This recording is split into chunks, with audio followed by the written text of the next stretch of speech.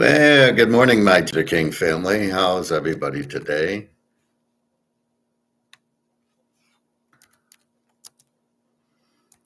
Happy St. Patrick's Day.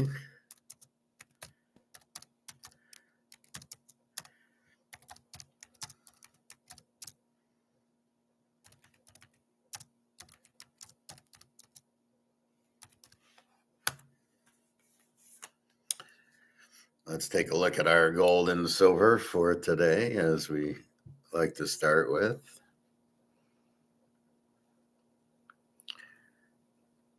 So I'll cover our normal gold and silver and our poker and NBA, NFL, our normal stuff. And let's take a look at our little 10 o'clock drop. So we got gold holding at 5,008. It was 5,028. And then at 10 o'clock, it drops for no reason. And then silver, 80.68. It gotten to 82.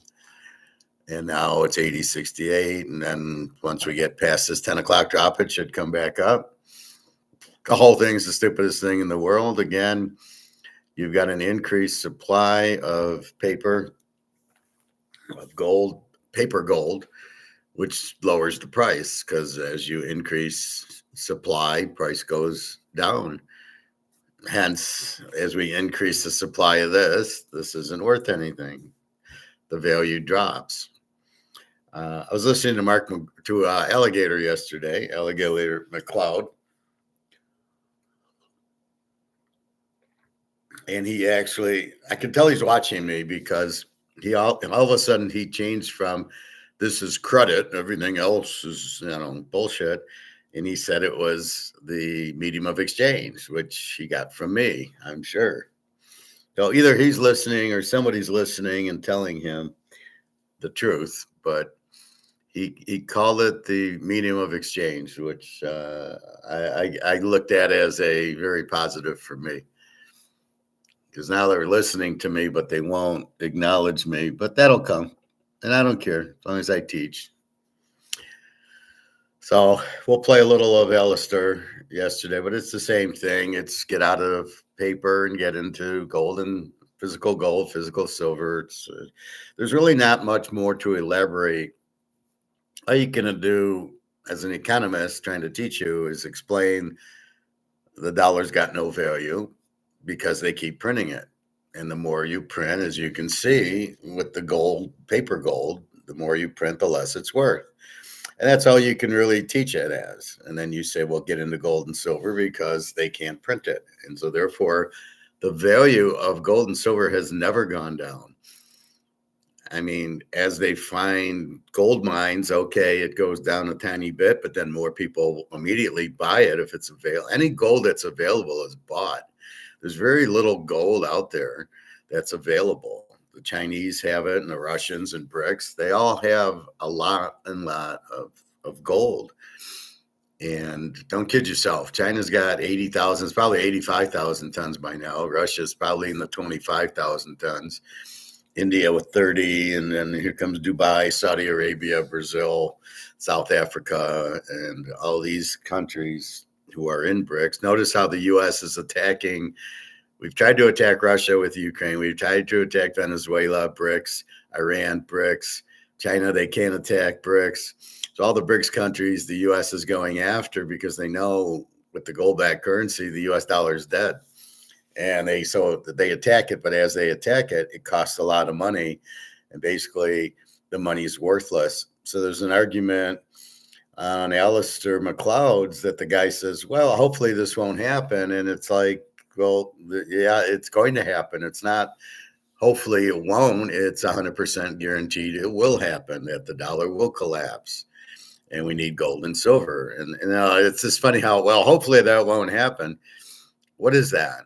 Is that somebody who knows what they're talking about saying hopefully it won't happen, or somebody that doesn't know what they're talking? If you know what you're talking about, it's not hopefully it won't happen. It will happen very, very soon. It will happen. All these wars are just steaming it. And George Soros is loving it. He's just sitting back, shorting the dollar, loving all these wars because he knows that'll print more dollars to pay for the war and we'll go bankrupt like every other war. In the Civil War, we went bankrupt. We did greenbacks. Probably the Revolutionary War is probably the same thing. It's just what happens. You just you just know that's the problem. You print, it's worthless. So we'll get to Alistair in a bit. Gold and silver, 5,008 and 80.47 for that.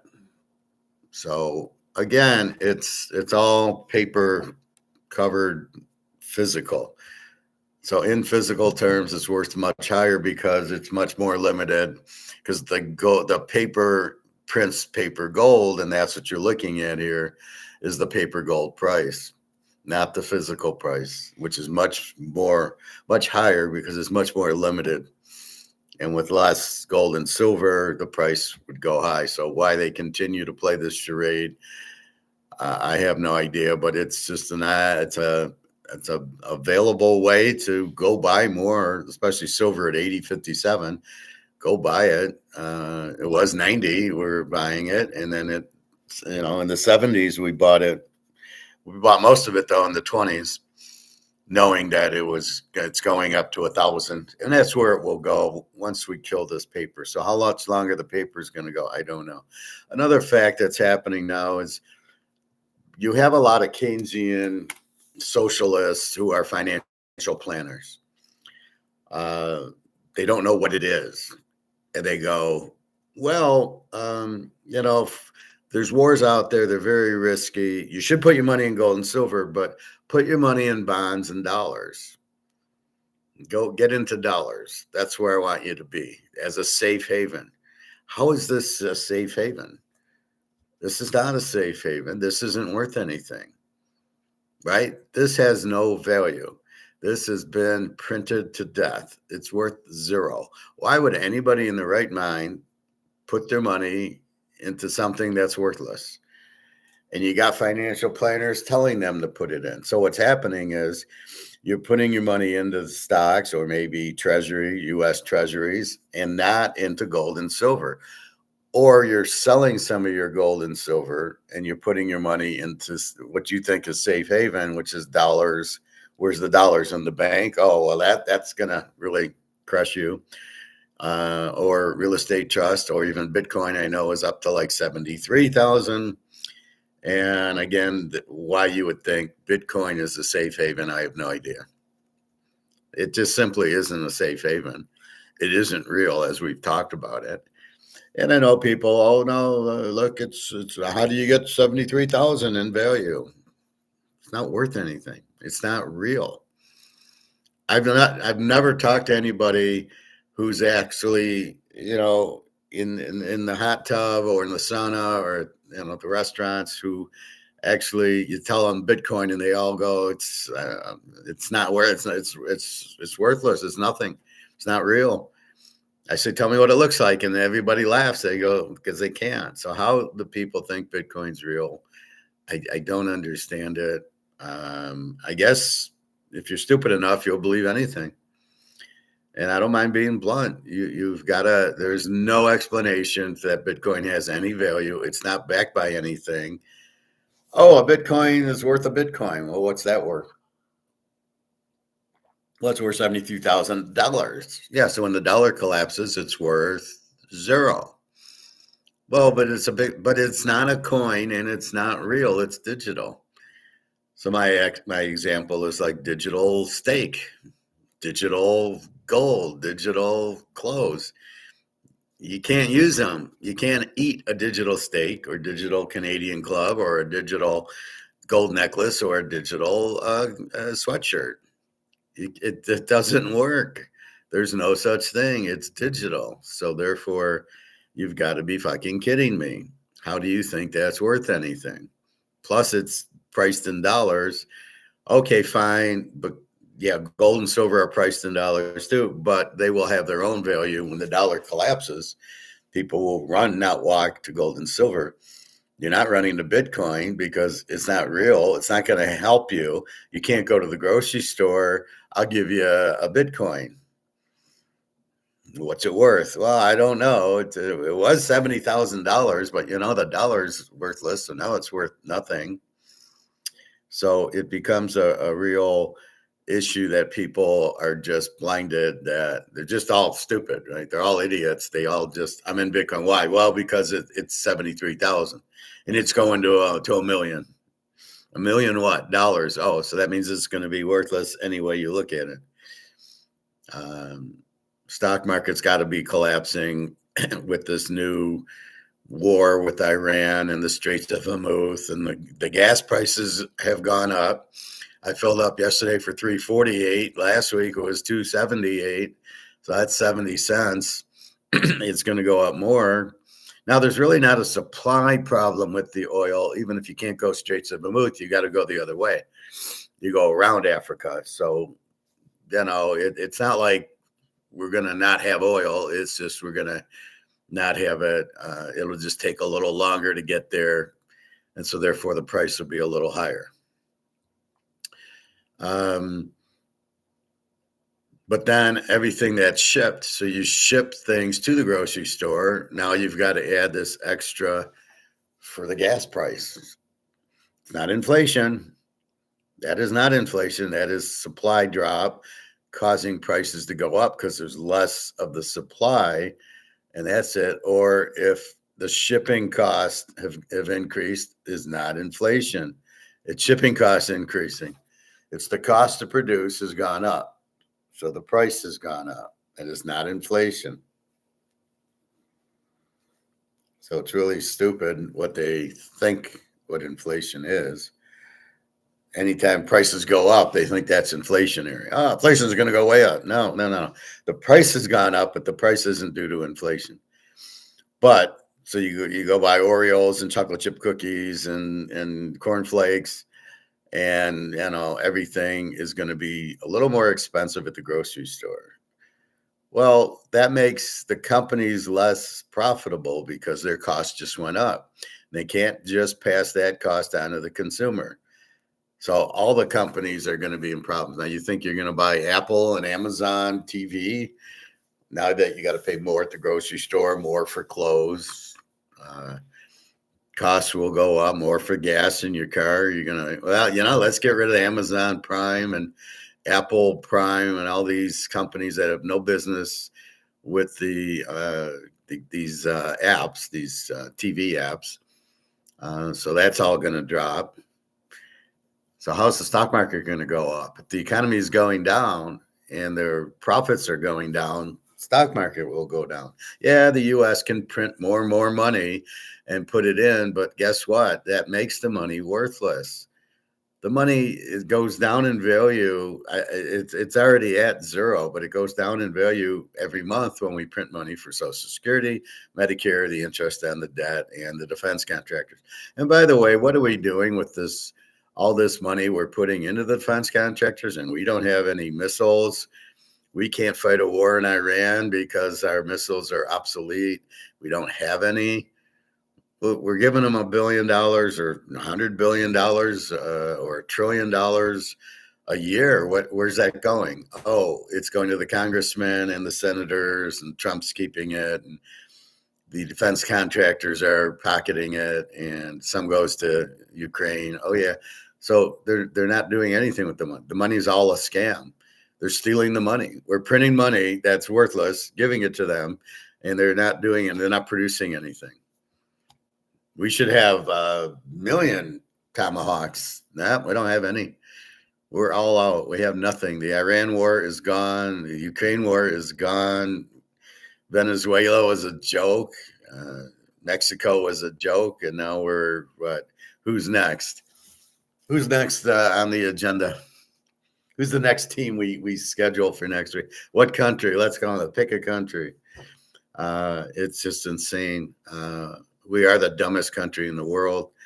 And a lot of it is we're run by Keynesians who don't understand money, don't understand inflation, think we can just keep printing because we have the printing press, because we're the reserve currency and nothing will happen. Well, I don't care if you're the reserve currency or not, you can't keep printing.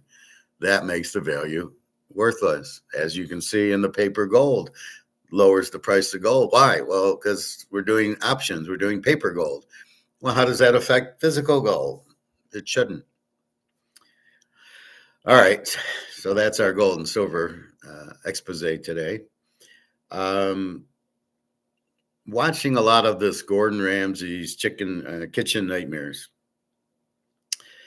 and it seems scripted because it's the same. I can watch 10 shows and it's the same thing. The owners don't know what they're doing. Why would you buy a restaurant if you don't know what you're doing? Oh, we're losing $1 million. Well, I was a lumberjack before and I thought I'd get into restaurants, and oh golly, I didn't realize that we had to have a chef and and all this. And I'm going to get into how to properly manage a restaurant, how to properly make money at a restaurant. I'm going to tell you that. So then Chef Ramsey comes and everybody's bitching at him. He tries the food. He doesn't like it. Does he think it's going to be 3-star Michelin food that he's eating? I don't get that. I mean, that seems kind of ridiculous. So he doesn't like it. And then the chef yells at him, and the owner's in the kitchen yells at him. And then he goes and he talks to everybody like he's some psychiatrist. And then after that, he remodels the restaurant, because then he finds, oh, we're losing money, which is why we called you, Gordon Ramsay, is so you could set us straight, you could remodel our restaurant, you could bring in new items, and then you can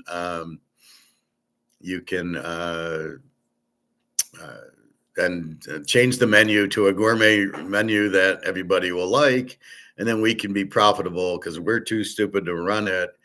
And he does all this when he really shouldn't do all that. He should just say, here's your problem, fix it. But it's the same script every episode. There's always a couple of hot waitresses, or if it's a family, a couple of hot daughters. Every family, hot waitresses, hot daughters. Same chef problem. Oh, he's never been a chef before, or maybe he has. Same owner problems. They're all psychotics.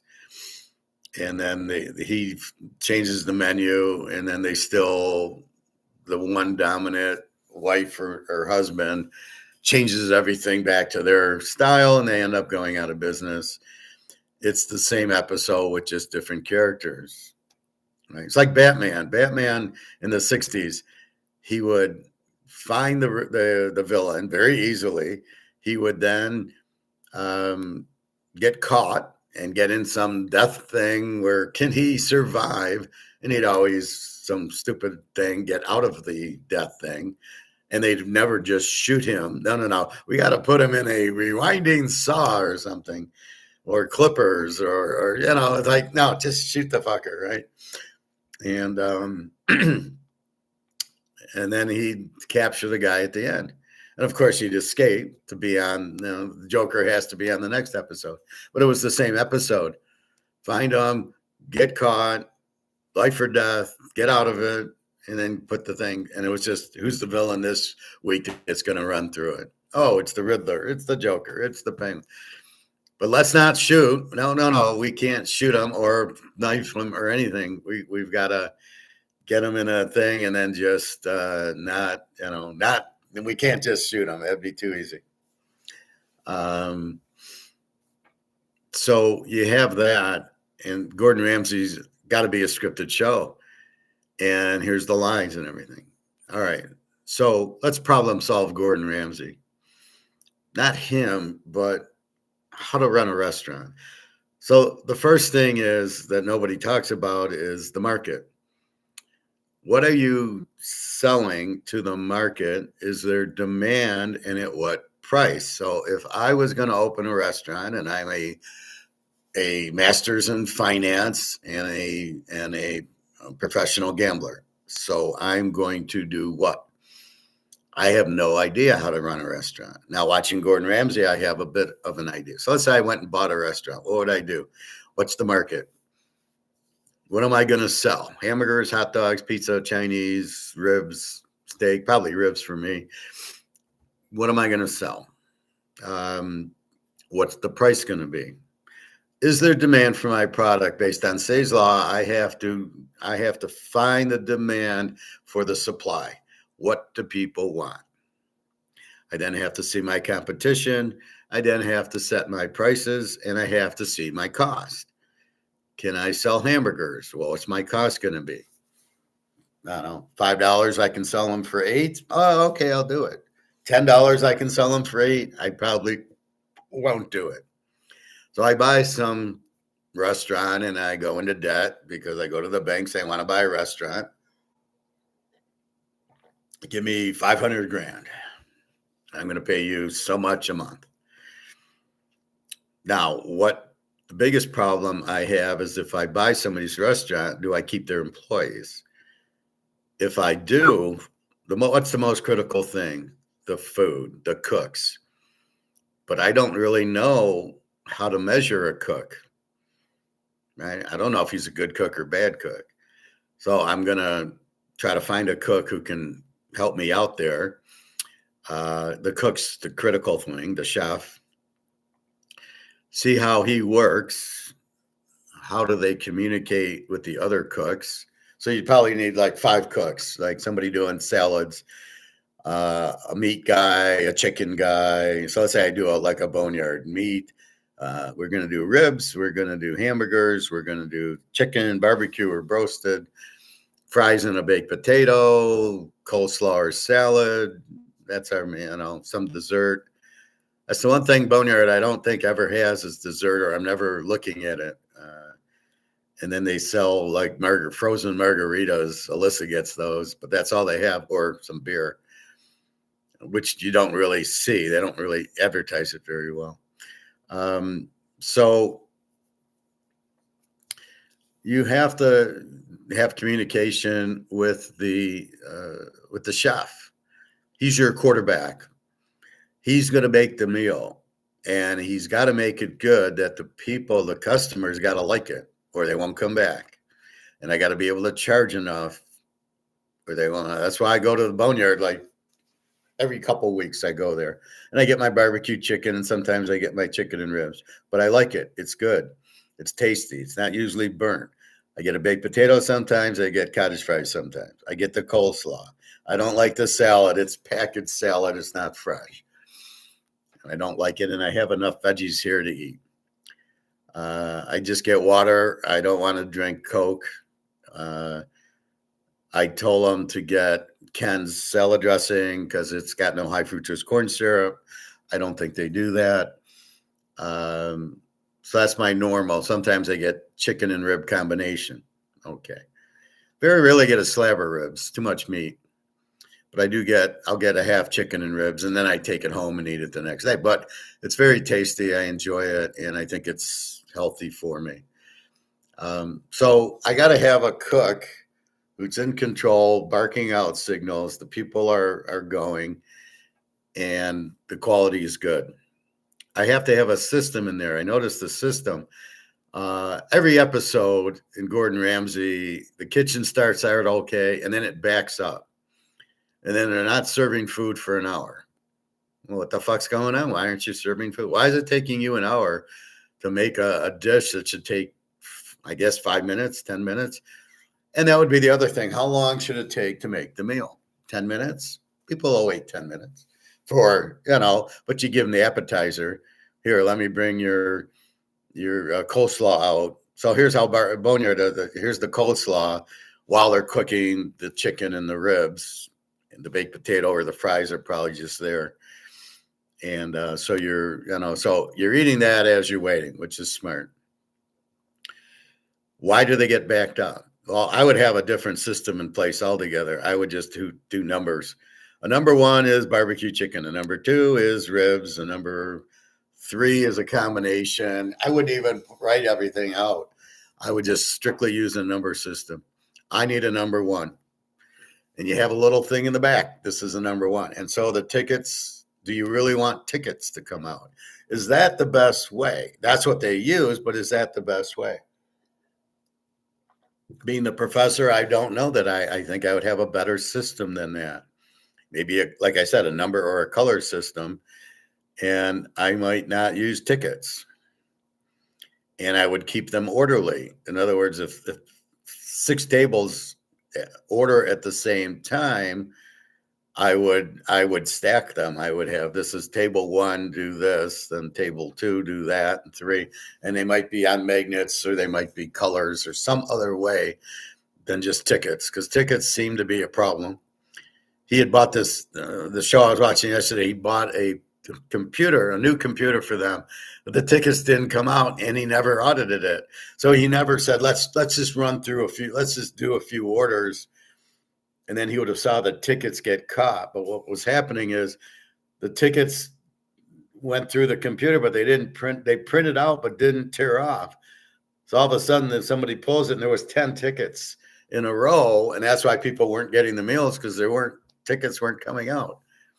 So I would do something where not the notepad and put the ticket up there, and then the guy says, okay, I need a lamb, I need a salmon, I need this, and they do have fish there also. And I would do that, and keep a small menu, 8 or 9 things, and have some system where it's you're not going to get behind, right? That's the critical thing. It's an hour and nobody's getting their food. Why? Because the chef's confused, or the orders didn't get to him, or. So you've got to make it very clear. Here's the first thing, and that's what we're making. Here's the second thing. And, so what they're trying to do is, okay, he ordered chicken, he ordered ribs. Okay, you get the ribs going. Joey, you get the chicken going. Phil, you get the shrimp going. And, and then the potato and the fries are already there. The coleslaw, it's probably a big bin. They shovel it into a bowl, and here you go. Or the chili or the soup, if you're at Coney or whatever. So that's an easy thing. Then you have to have a good waitress who knows what she's doing, and the hostess is nothing. Here, go sit down. You don't even need a host, just sit down. And then the waitress just takes your order. Now, and there was a electric menu. So the menu was like, you're sitting at a booth, and then there's the wall over here. Well, on the wall was a menu. And all you would do is punch in steak, spaghetti, chili, whatever you wanted, and a Coke. And that's what would come out. You didn't even need the waitress. You just electronically did it. And I thought that was a good idea. But so the system has to be where you got one guy doing steaks and chicken, and then the desserts and the salads, you must communicate, and then the owner must get the fuck out. The owner needs to be the auditor. You could hire a manager to run it, to make sure the cooks are working and make sure the waitress. So there's the front of the restaurant where the waitresses work, and then there's the back of the restaurant where the food's getting made. John C., hello.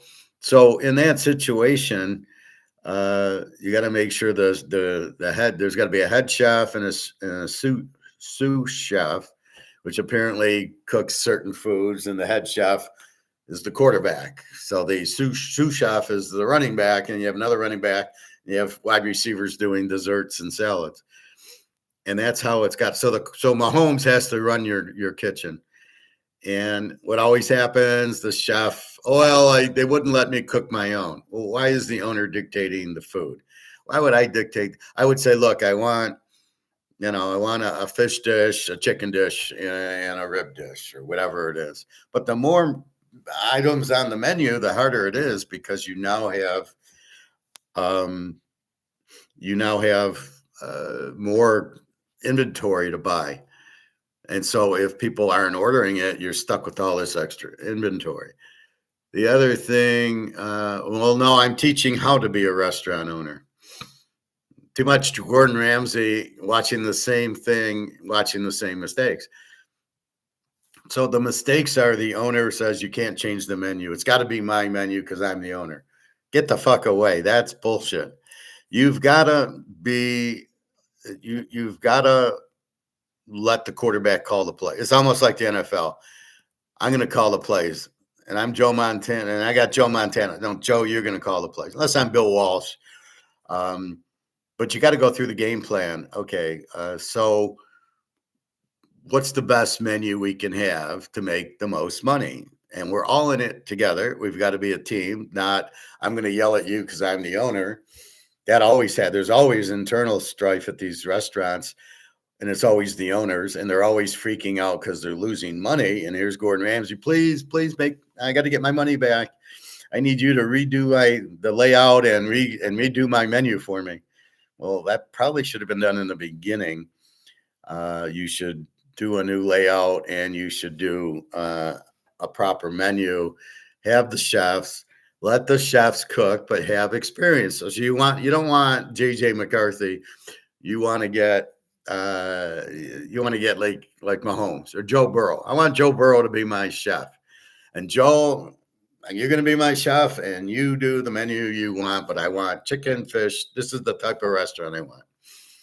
And Joe Burrow runs my kitchen, and I stay the fuck away because I got Joe Burrow. Now, if I hire a JJ McCarthy, now I got to babysit him. Well, JJ doesn't know what the fuck he's doing, and I would never even hire a JJ McCarthy as my chef. So I need a chef, and then I can trust him to make his meals, and I'm going to taste them. So I'm going to taste the meals. And that's the other thing. Gordon Ramsay comes in, and the first thing he does is try the food. And the owner says, oh, it's a 10 out of 10. I'd serve it to my dog. And then Gordon doesn't even eat it. They all taste like crap, right? Again, he's looking for 3-star Michelin food, but it's not even regular food. He doesn't like it. It's microwaved. So if I'm auditing my kitchen as the owner and you microwave it, you're fired. We'll keep it simple. If you keep checking it down, Tagliavua, you're fired. You need a quarterback who throw the ball 20 yards down the field, who can read a defense, who doesn't run all the time, right? So I need a chef who I can count on, but I'm gonna bring in people. Okay, let's order, and what do you think of it? Because they're always shocked that the food sucks, right?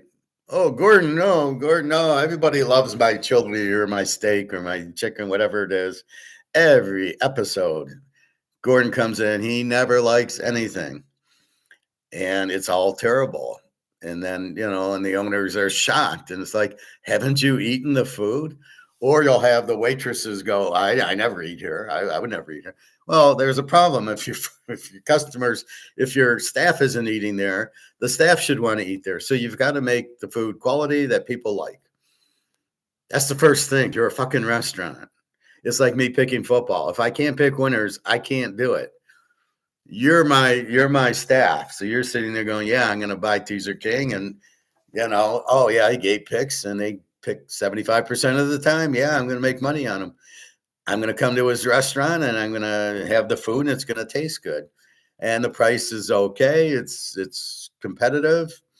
Okay. So number one is have Joe Burrow as your chef, Mahomes. You get your loan. You redo the restaurant, have a good communication with the chef. You kind of monitor it. You trust your employees. Can't trust them. You're fucked. And then you get the prices correct for the market and your competition. And you have friendly people who work there, which is boneyard. That's what I like about it. Most of them are friendly. Once in a while, I get a bad waitress and I tell the owner, and that you don't see the waitress anymore. But otherwise, that's how you run a restaurant. Don't, like this lady yesterday, she graduated from USC in business and she wants to run a restaurant, and she takes a loan from her dad and she's losing money, and she just is I don't know. She's more or less an idiot. She doesn't know what to do at the restaurant. She's dating one of the guys. She's not checking the kitchen. The kitchen was very dirty. They were microwaving it. She didn't know. Well, you're the fucking owner. Why did you keep the chefs that were there? You shouldn't have kept them. Did you eat the food that's there? Yeah, I enjoy it. I don't know. So it's got to be bring in 4 or 5 friends, have them sit down, ask them about the experience. If the food sucks, you fire you get Joe Burrow. But I would make changes. I wouldn't trust who's there, right? Especially if I'm buying a restaurant that failed, obviously, or maybe the owner died or something. But I would not trust anybody that worked there. I want my people, just like football, right? I'm bringing in my GM. Okay, I want this quarterback, and I want this is the defense I'm going to run. Get rid of my coordinators, bring in my coordinators, and then you should make money. And if you don't, you got to be problem solving. Why aren't I making money? Is my chef nuking the food? Is my food okay? Is the menu okay? Some people weren't buying fresh food. They're buying it and freezing it and then nuking it. No, no, no. I'm going to sit down and have a one-on-one with my Joe Burrow, Mahomes, Joe Montana. Okay, what are we cooking? Is any of it frozen or microwave? It better not be. So if they say no, then you make sure you talk to whoever and you say, are we microwaving anything or are we anything frozen? You go back randomly and see that everything's cleaned out. That's the other thing. There's all shit in the refrigerators that are 6 months old that look like shit. And it's disgusting. And yet you see that time and again. So the chefs aren't cleaning out their kitchen or having somebody clean it out. So you have to have enough players. You can't play football with 7 if you need 11. So how many chefs do you need? Arrange for a sick day or a vacation day or something. And that's it. So if you understand the competition and the market, what is it going to cost me? What can I sell it for? So as long as I can be profitable at it. If I'm not profitable, I got to get the fuck out or figure out what to do.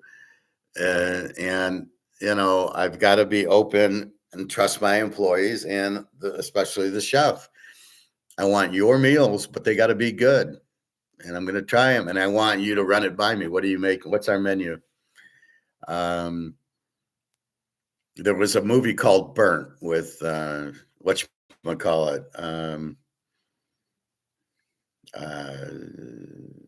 What's the guy? The Eagles guy.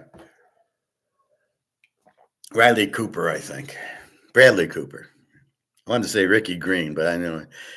And so the guy had owned it, brought him in, and he ran the kitchen. He was the head chef. He made the menu. So the guy said, let me see the menu. But he trusted him that he was a good cook. And then they were able to charge a lot because he was a good cook. And he ran the kitchen. And then they had guys doing meat and chicken and salads and desserts and everything else.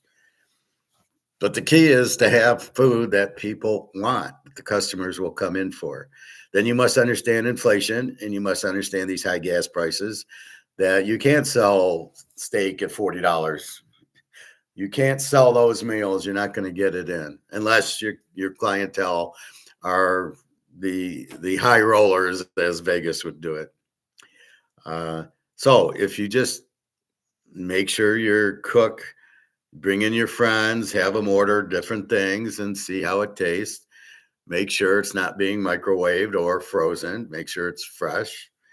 They go to the wherever Eastern Market or some fresh food market and they buy the food from there. And then you're okay. And that's how you make it. You have to convince the customer that the value, it's got the value for your money. That's the bottom line to business. Are you getting value for your money? It's a fair trade. Everything's economics. Is it a fair trade to buy a steak for $20? Is that a fair trade? Well, let me see what the steak looks. How big is the steak? How does it taste? Is it frozen? Is it microwaved? That's really what you're looking at. And if the people are getting fair value for their money, they will do it. If there's the menu has what they want, again, Say's law. I want chicken, I want fish, I want this.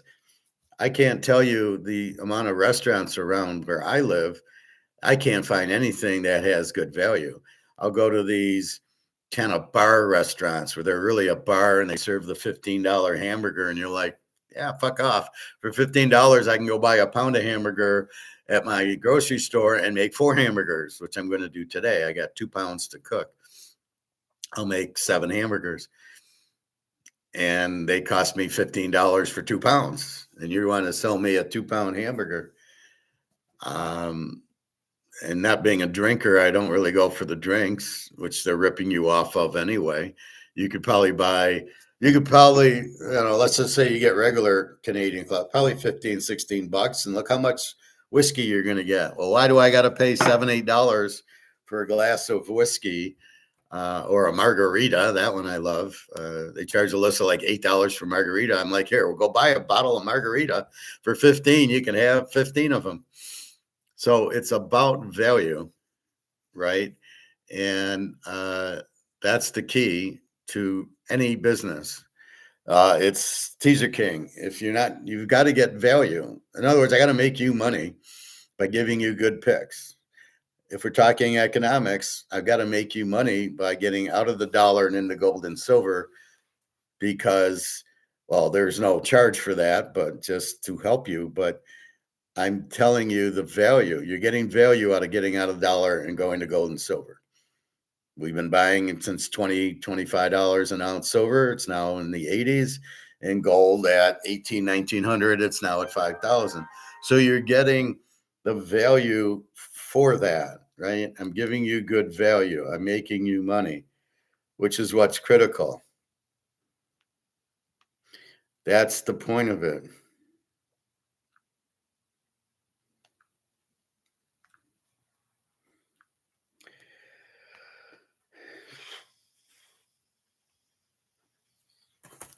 Um, Everything's about value. If you think you're getting ripped off, you're not going to do it.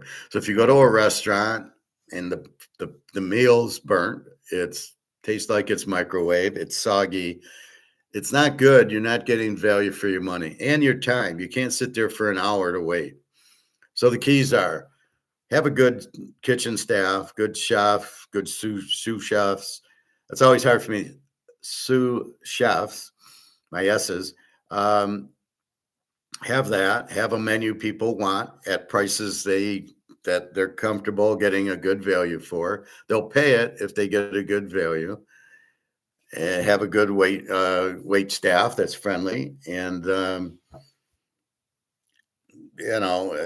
not saying you remodernize and redecorate the restaurant like Gordon Ramsay does, but keep it simple. Have 5 to 10 meal. Now don't have like 20-page menus because you'll kill yourself with the inventory. You're not going to sell that many. Nobody's going to buy it all, but you gotta have it in case somebody orders it. You got to have whatever different things. So keep it. Don't have Italian and steak and fish and just one restaurant, please. So if you do that and have a confident cook, and you kind of make sure they're not microwaving it and stuff like that, as I say, and they talk to each other, and there's none of these hour-long waits because the system sucked because they can't keep up or they're getting 10 orders at the same time. That I think is the key to running your kitchen and not getting backed up is to not have 10 orders at the same time. You have one, you get it going. You put it over to the next side, then you take the second one, and then you start getting on that one while because the first one's going. Now let's get the second one and put that on the next side. So the system is now you get stickers, numbers, whatever, and then you go from left to right. Now, okay, let's attack this one. Okay, this one's going. Now grab a second one. That one's going. Now grab a third one. That one's going. And maybe you do 3 at a time.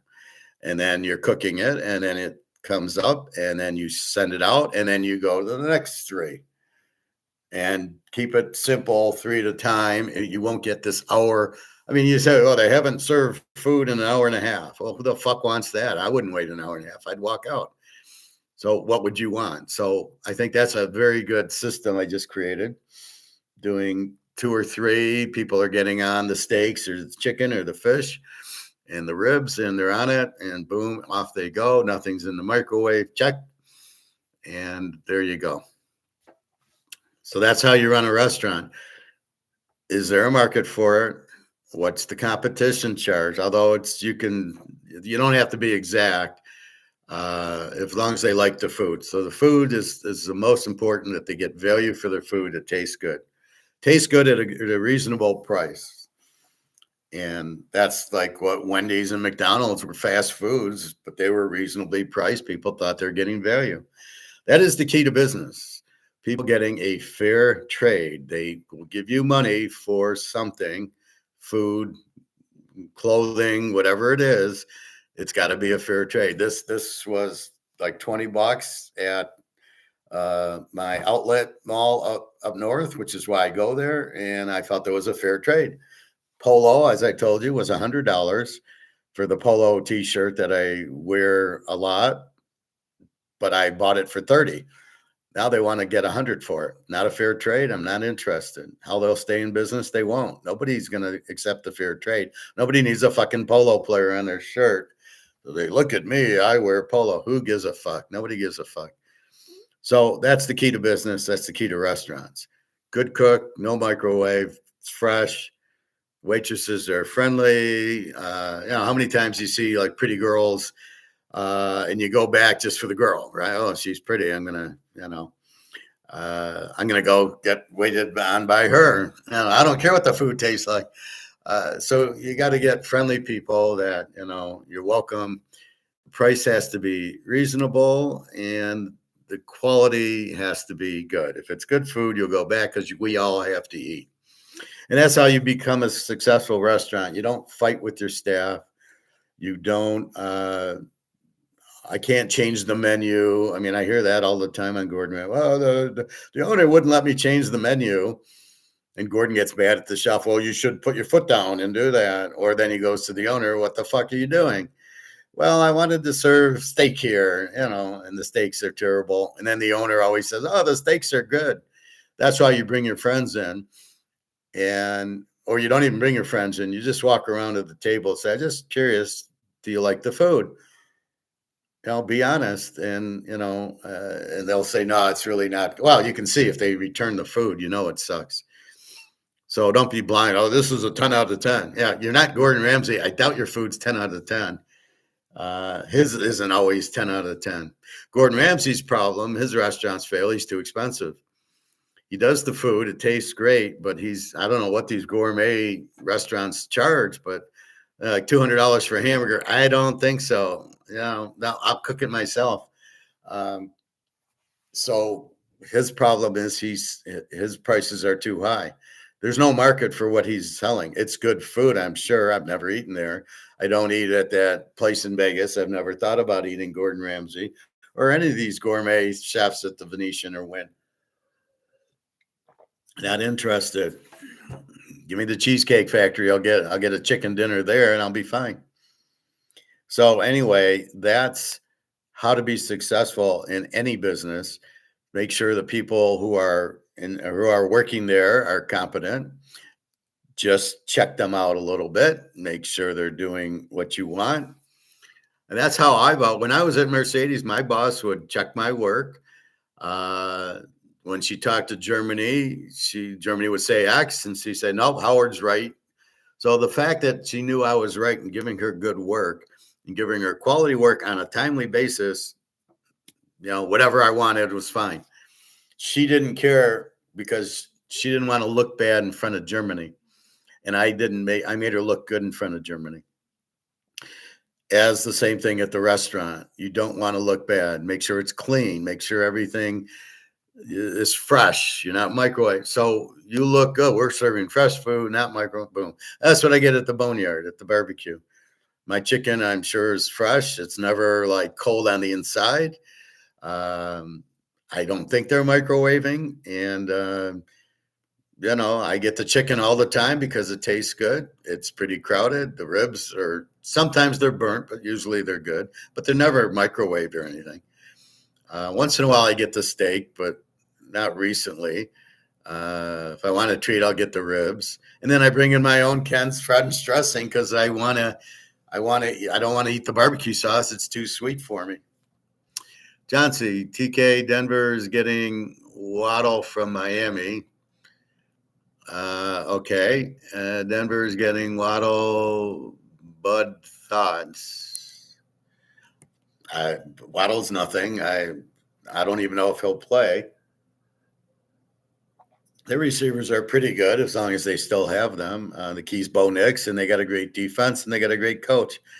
So I don't think that helps Denver very much. I don't think he's very good receiver.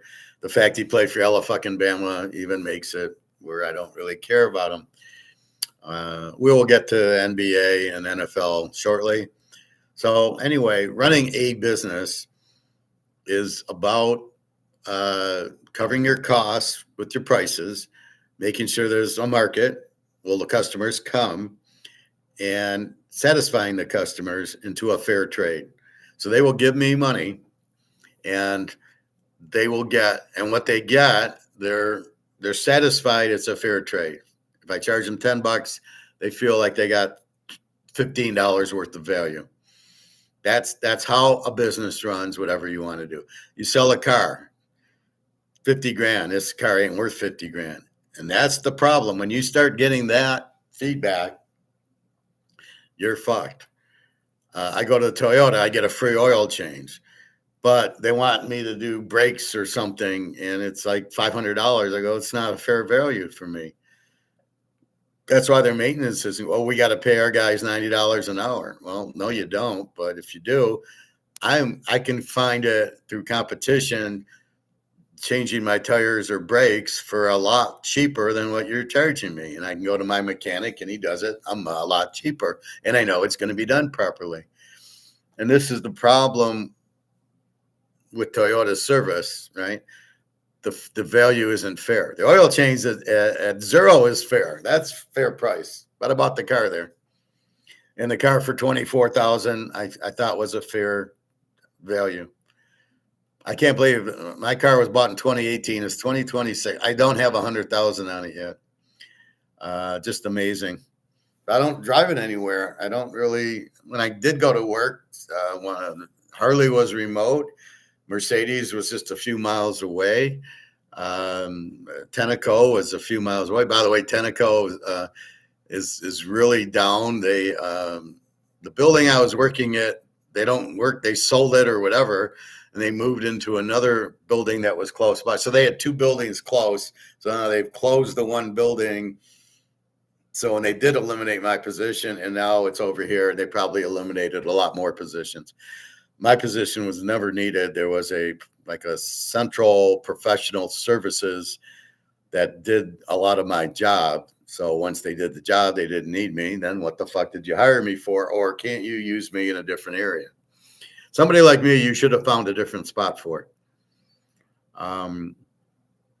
So that's what's going on. So again, are you getting value? So to run a restaurant, get a chef, get the menu, what people want, get the price at what they're comfortable paying, what'll be a fair trade for them. Not have a system in the place where we're not waiting an hour for the meal. Very rarely do I wait a long time. I remember once I took Alyssa, and she was, of course, in a hurry to get home for her kids. And she would,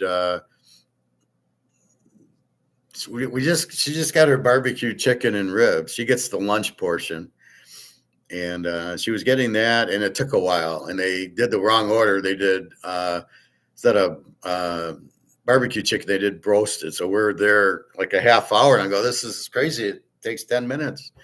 I've never waited there. It's always pretty consistent. I do my order, I get my coleslaw or a salad, and then within 10 minutes, by the time I'm done with it, she's out with my food. Of course, I come at different times. I don't necessarily come in the busy time. I tend to come at 2 o'clock in the afternoon or after swim. If I go swimming at 2, I might get there at 3:34.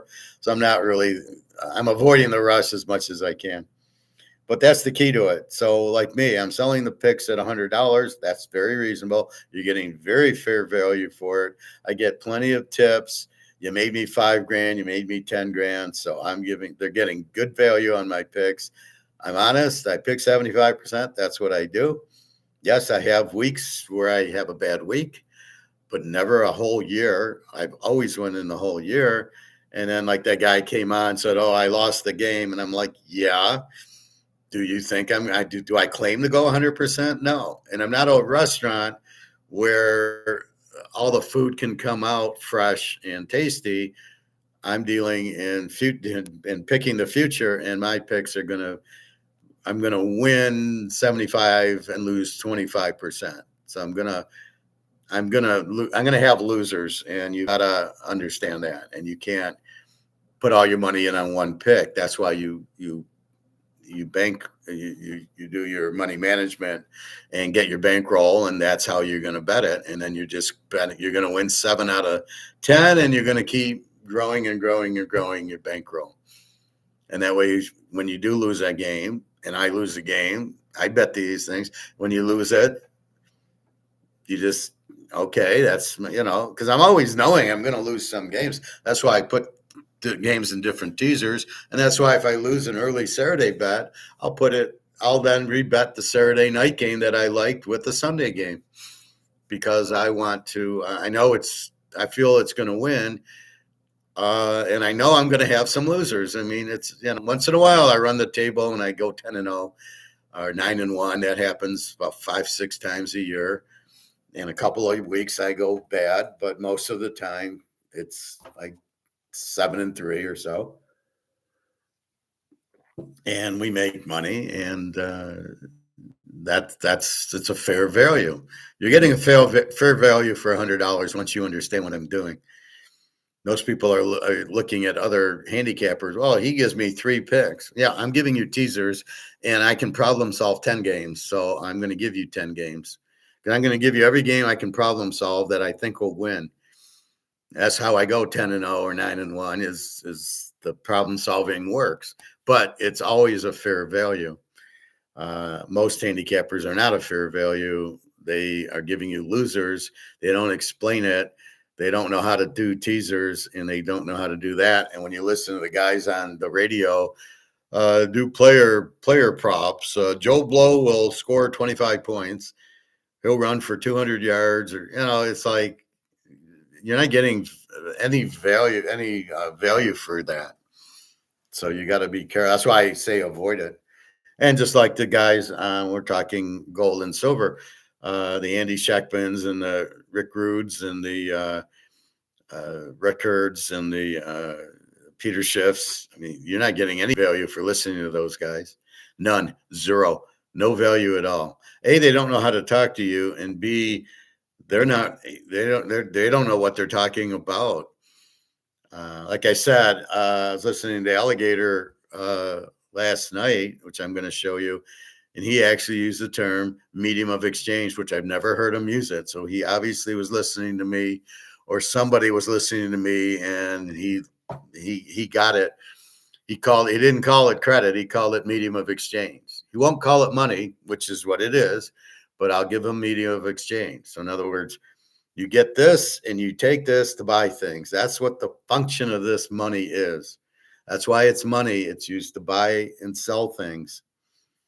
That's what money is. And he doesn't know that. Oh, it's credit. No, it's not credit. It's money. Money's used to buy things. Say's law. And so he actually said to me, so I was like, that's one for me. But it's all about, that's what all business and really life, same thing with girls. Do you want to date a girl? Are you getting a fair value for your time? Does she have sex with me? Is the sex good? Is she like me? Does she make me feel comfortable? Is she a bitch? Is all she wants is my money? And you get all kinds of girls. Oh, you have money. I want your money. Or they're not comfortable with you, or they don't give you sex. And it's like, then it's not a fair value. I took you to dinner. We did this and that. I wanted sex. You didn't give me. Go fuck off. What's the point? If I want friends, I got friends here. I don't need it. So it's got to be a fair value. Well, part of it's sex, part of it's love, part of it's watching a movie together, playing poker together or whatever it is, going bowling, going golfing. So there's got to be the fair trade you get with her. So everything has fair trade. You're giving up time. I tell that to Alyssa when I pick her up. I says, you don't realize I'm giving you my time, and I'm giving you my, you know, I'm giving you my car, and I'm driving you. So I'm giving you my time where it could be other places, and I don't charge you, but there's gas and maintenance in my car to drive you around. So you got to be careful.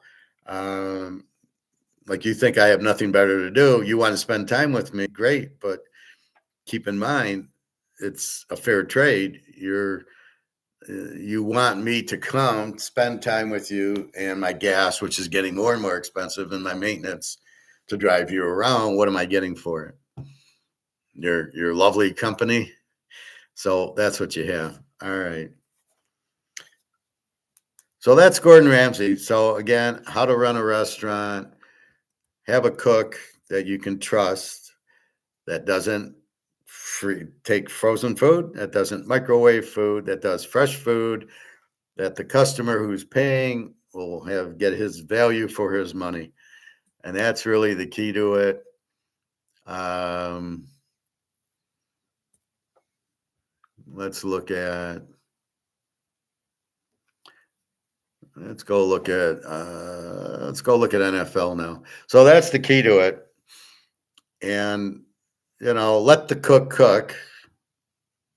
If you're the owner, don't run the menu. I'm not sure the owner should be cooking. I think the owner should be out of the way. Let the cook cook, let the server serve, and you worry about satisfying the customer, getting good value, walking around, maybe going, do you enjoy the food? Is it okay? Obviously, you're here, but are you coming back? And things like that. And that's it. And if you can do that, you're fine. But what I see is the owner always with temper tantrums, crying and disbelief. The staff hates the owner. The cooks don't cook, they microwave. The cooks are usually idiots. Um, and that's the problem. The cooks don't know what they're doing. They're not qualified to cook. They don't care about it. They're there for the paycheck. No, not that they shouldn't be there for the paycheck. They want to get paid for their service, but you got to be very careful. So that's what I normally see. And Gordon comes in, and they're all, oh, it's 10 out of 10 meals. And it's, um, the chefs are fucking around in the back. They're nuking things. And Gordon at least wants everything fresh. So that's how you run a restaurant in my world. Is keep it fresh, no microwave, keep it a solid menu that's not too big at prices that are fair values. It's got to be a fair trade for the customer to get the value for his money, and it should taste good. So you want the menu not too big on that. If you do that, you'll be successful in any business. Cover your costs. Cost me 5, I sell it for 10. If it's costing you 10 and you can't sell it for 15, you can't be in business. And that's the last thing I'll end it with is the barbecue. I told them, if you raise your price to 45, you won't have anybody in here because nobody will get fair value for slab of ribs for $45. And he's kept his slab at 30. I noticed he raised the chicken prices up $1, $14.99 to $15.99. Okay, not too bad. But that's what's happening. So that's what you need is making sure that's that. And then again, my system would be do like 3 tables at a time because you're going to get nothing. Then you're going to get 10 people sitting down at once and kind of stagger their orders. And they'll wait another 5 minutes, but nobody wants to wait an hour for their food. That's the killer. Or the owner usually in denial. Oh, no, it's the greatest food in the world. The owner's got to be intelligent, and that's the problem.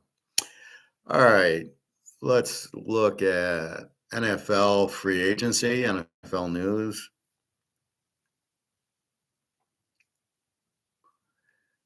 And we've got Dolphins trade wide receiver Jalen Waddle. The Broncos, Jets trade Justin Fields to the Chiefs in exchange for a 6th-round pick. I think that's a mistake by the Chiefs to give him a 6th-round pick. I would have just taken Fields on a just as a free agent and given him 100 grand and said, "Well, you suck, but Case Mahomes isn't well." The Waddle trade. Let's see what they got. I don't know. Where is it? I don't know. They go into last week. Yeah, Max Crosby. They didn't want to trade and give up the 1st-round picks for Max Crosby, and they thought the value with Hendrickson was the same. So they get Hendrickson for 112 and keep their draft picks. I would have done the same thing. Max Crosby, it's hard because he's on the Raiders, so he's got no talent around him. How good is he? Well, he's okay, but how is he against Kansas City and against Denver in the bigger games? How is he? Or is he just good against the weak teams? I don't think he's all that. He might be good, but now they're going to double team him at Baltimore, so we'll see. But the Raiders. So if I was the Ravens, I'd have backed out too if I could have got Hendrickson. There's really no value difference between Henderson and Crosby, and therefore I don't have to give up 1st-round picks. I need the 1st-round picks also. It's funny how bad these GMs are. None of them can make a good 4th or 5th or 6th-round pick. So when they do these trades for the 6th, like whatchamacallit, Fields, Kansas City for a 6th-round pick. It's not like the Jets are going to do anything with the 6th-round pick. It's just a waste. It's just getting money off their table. So let's see. Kyler Murray signs with the Vikings. We know J.J. McCarthy. Go back to Michigan. You suck there. Kyler Murray is a much better quarterback, and you've got the defense. So Minnesota should be a much improved team. They'll be an A team because they have a great defense. They got Justin Jefferson. So look for them to pick up a running back and be very strong next year. Tagovailoa went to the Falcons. I'd still be with Penix. Travis Kelce made his return to the Chiefs. Who gives a shit? He should be retired. Kenneth Walker signed with the Chiefs. Now, that's a good move for the Chiefs. He's a good back. That's a steal there. I surprised Seattle didn't re-sign him, although they have guy Charbonnet. Mike Evans went to the Niners from Tampa. 3-year deal. I don't know if he's got 3 years left, but the Niners needed a receiver since they let Deebo Samuel go and Ayuk go, and Jennings, I think, still there.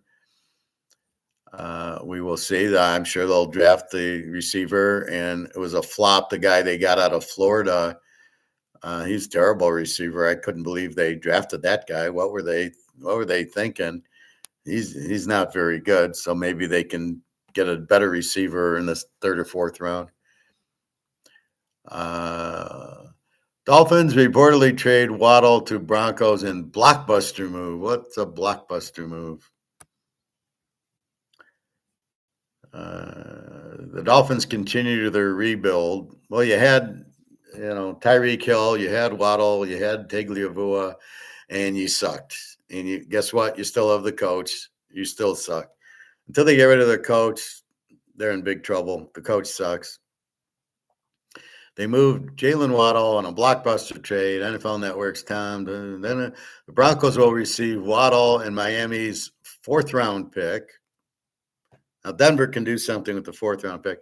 The Dolphins will receive Denver's 1st-round pick as well as 3rd and 4th-round picks. I think that's a bad trade for Denver.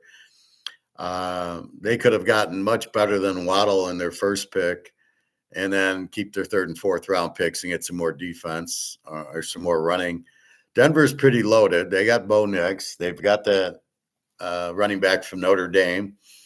They've got a pretty good defense. I don't think, I would have got it. I don't think Waddle's the answer here.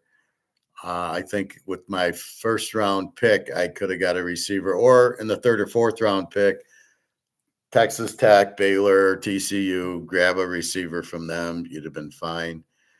The Ohio State ones are usually overrated. Georgia hasn't had a good one in a while. Alabama, none of theirs are any good. Some passing team I would have maybe got, but I think it's a bad trade for Denver. I don't think Waddle is worth it. I don't think he's all that, and they could have gotten a better receiver in the draft than Waddle. The Dolphins selected Waddle with the 6th overall pick in the 2021 draft. That's really helped them, hasn't it? Yeah. He logged 3 consecutive seasons with 1,000+ receiving yards. That's not good. You're playing 17 fucking games now. All right, let's say you were playing 16 games a few years ago. 1,000 yards is not good. Of course, their problem was Tagovailoa also. But he has failed to top the 1,000 mark the past 2 seasons. That's because he's got Tagovailoa, who's always got concussions. He most recently coming off a 910 6-touchdown season with the franchise, catching passes from Tagovailoa and Quentin Ewers. So he caught 64 passes, 6 touchdowns.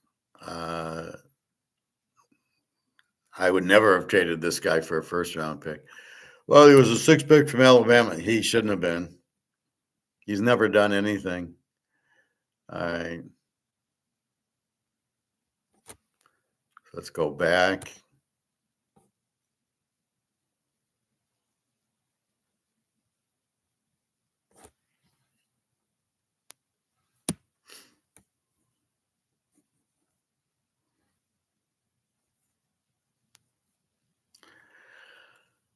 Let's see.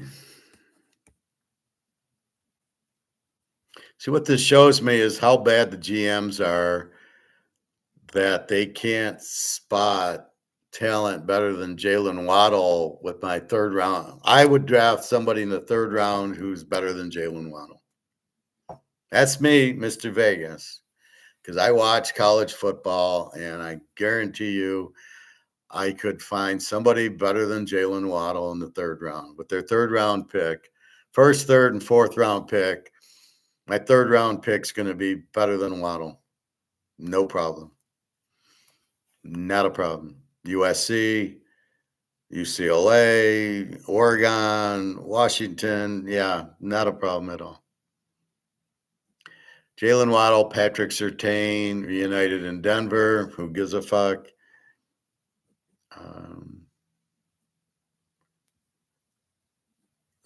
The Dolphins wide receiver room. Who really cares? Tutu Atwell. Oh, poor Tutu. Nobody. No. Boy, it's pathetic. Just Tutu Atwell. 5 teams own 2 first-round picks in the 26th NFL draft after the Waddle trade. The Jets have number 2 and 16. The Browns 6 and 24. The Chiefs 9 and 29. Even after getting the running back, so look for them to pick up a tight end with number 29, and number 9 should be a defensive star. The Dolphins 11 and 30, and the Cowboys 12 and 20. Yeah, the Jets. What are they going to do? They got number 2. If they don't take Tagovailoa, he's about the only quarterback that can play for the Jets because he's pretty mobile, and he's got a great arm, and he's got a great feel for quarterbacking. He should be 2. Mendoza goes 1. Actually, if I'm the Jets, number 2 is going to be Reuben Bain, and number 16 is going to be a Texas Tech or Ohio State linebacker. And then I'm pretty good defensively, and I think, didn't they sign a quarterback, I think? Browns also need the quarterback, and 6 and 24. What are they going to draft? I don't know. The Chiefs 9 and 29. You picked up your running back, so I would now go after, I'd take defense 9 and a receiver 29. The Dolphins, what don't they need? Quarterback, receiver, head coach. Can they draft an offensive coordinator with the 11th pick? I don't know. I mean, they need everything. They're terrible. And the Cowboys, 12-20. They need one of these Texas Tech guys with the 12th pick and 20th pick. Yeah, too. They need defense there. I was listening to somebody said how good Dak Prescott is, and I almost drove off the road. Like, no, he stinks. Too many turnovers. Doesn't know how to win. Let's see. 49ers pick up free agent Christian Kirk. 1 year deal, $6 million deal. Oh, that's what you want. And 49ers get him. Wasn't he? Where was he? I guess he was on Houston. So you got Kirk, and now you got Mike Evans. That's the receiver problems to go with Purdy. So all of a sudden, look for the Niners next year. So you're going to have Seattle, who's going to be hurt with Walker. And all of a sudden, you're going to see Darnold not be as good. And then you're going to have Mike Evans to throw the ball with Shanahan's designs. And now you need defense. Look for their first picks to be defensively. All right. So Darius Slay retires after 13 years. Has it been? I remember he was on the Lions and they let him go. Typical Lions, and then went to Philly, won a Super Bowl. The first 7 years with the Lions, really? Wow. I don't remember that.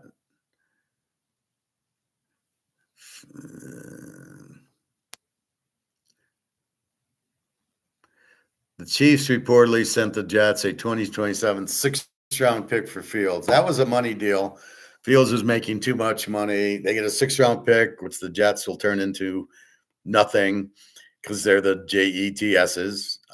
They got a terrible coach. They did they sign a quarterback? I don't recall.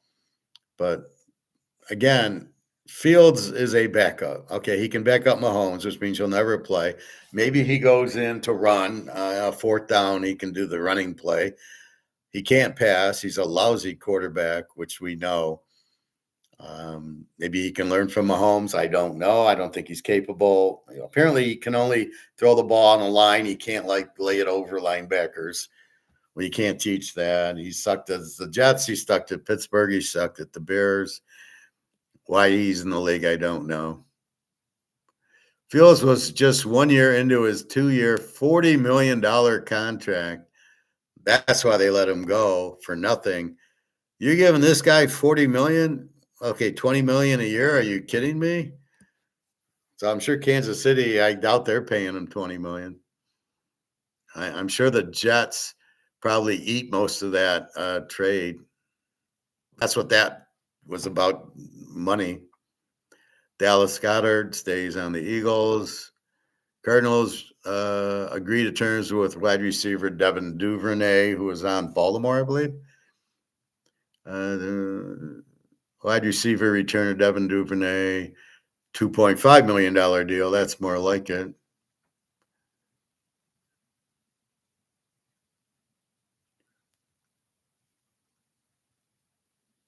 Oh, no, he was on the Bears. So he goes from the Bears. So the Bears are losing some receivers. How good's Caleb going to be? See, when you have, what was it, TJ, whatever, RJ, whatever the good receiver they had, that made your other receiver look good, right? The guy from Missouri. Now you got rid of him, and now the number one receiver is gone, and the other guy's gone. Keenan Allen, what was it, DJ, whatever. I can't think of the guy's name. But now the receiver will get the number one coverage. He won't be as good. And Loveland will now not be as good because you got rid of your number one receiver. So I think we're going to see Caleb fall a little bit. They'll have to run more. Panthers resign safety Nick Scott. Who the fuck cares? Wide receiver Darnell Moole signing with the Giants, according to. So everybody thinks that now they got Harbaugh, that the Giants are going to be Baltimore. The Giants aren't Baltimore. They don't have a quarterback. Same thing, Dart. is not a good quarterback.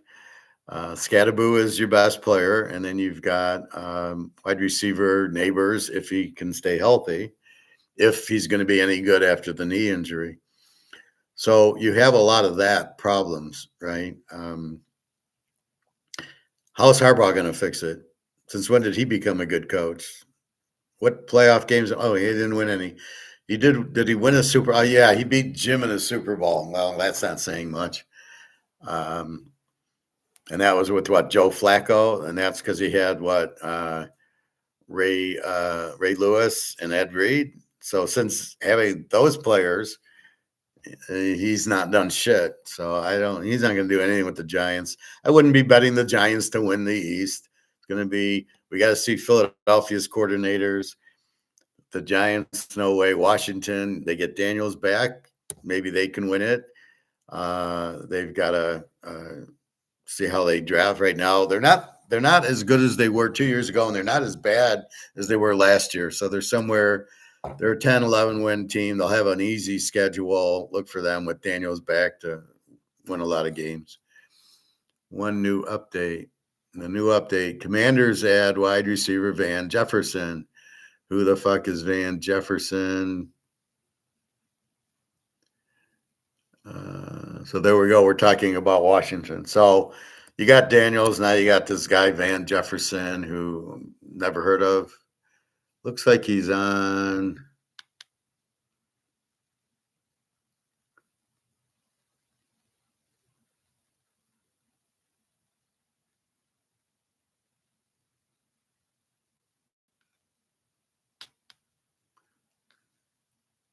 He's on from the Titans.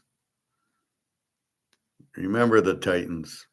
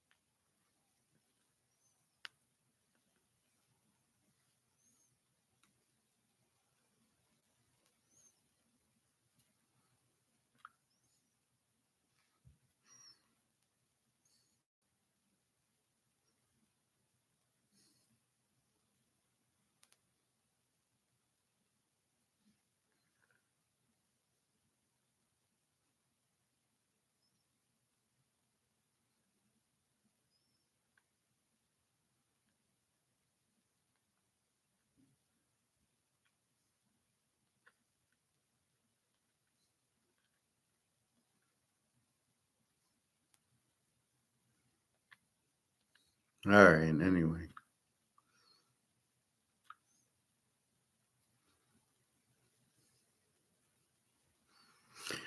So that's the NFL. A lot of this is just bullshit.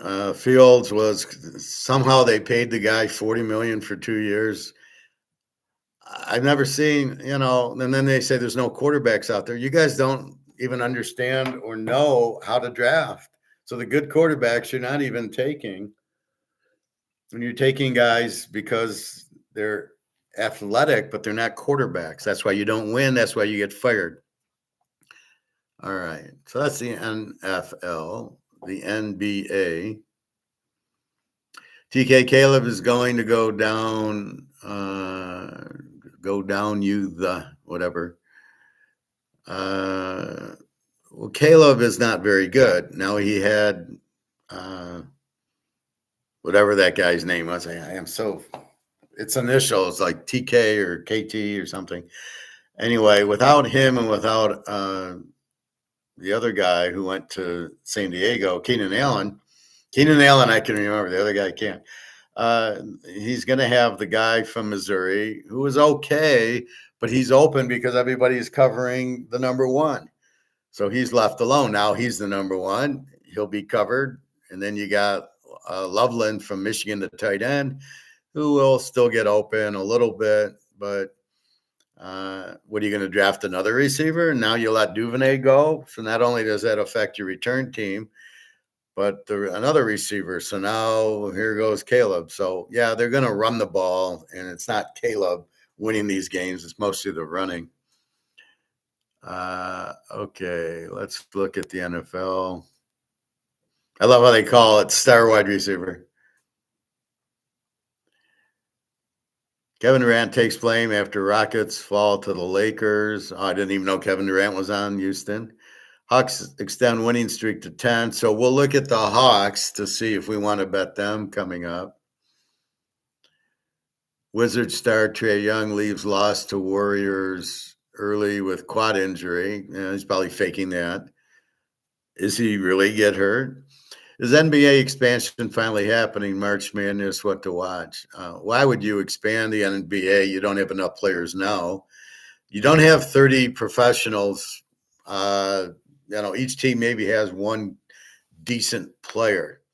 The league sucks. The league does not have a Magic, a Bird, a Jordan, a Kareem, a Worthy, an Isaiah, a Rodman. The league doesn't have any of that. Their stars are very bad. And if you expand, you don't have. It's like opening up another restaurant and you don't have staff for it. Well, I only have 2 chefs. Let's open a third restaurant. I don't have another chef. So anyway, you don't have enough players. The pros and cons of NBA expansion in Seattle and Las Vegas. What is with all these teams going to Las Vegas? And now you're fucking Las Vegas with these extremely high, with AI and extremely high prices that nobody's going. Who's going to go to these games? If I'm a local, am I going to go see an a Las Vegas expansion NBA team? I couldn't care if it was the Golden State Warriors. You got the Oakland A's, who nobody gives a shit about, and you got the Raiders, who suck. So I'm in Vegas. I'm going to these games. Like, good luck with that. And it's a very small city anyway. Giannis Antetokounmpo on left knee injury after awkward fall. Oh my God, poor baby got hurt. Let's see. Let's see. I'm not really bothered by it at all. Okay, so it's a non-injury. Now, who is this guy? What team is he on? Antetokounmpo. I don't think it says. Oh, he's on Milwaukee. Oh, he's actually a star. Never heard of him. Uh,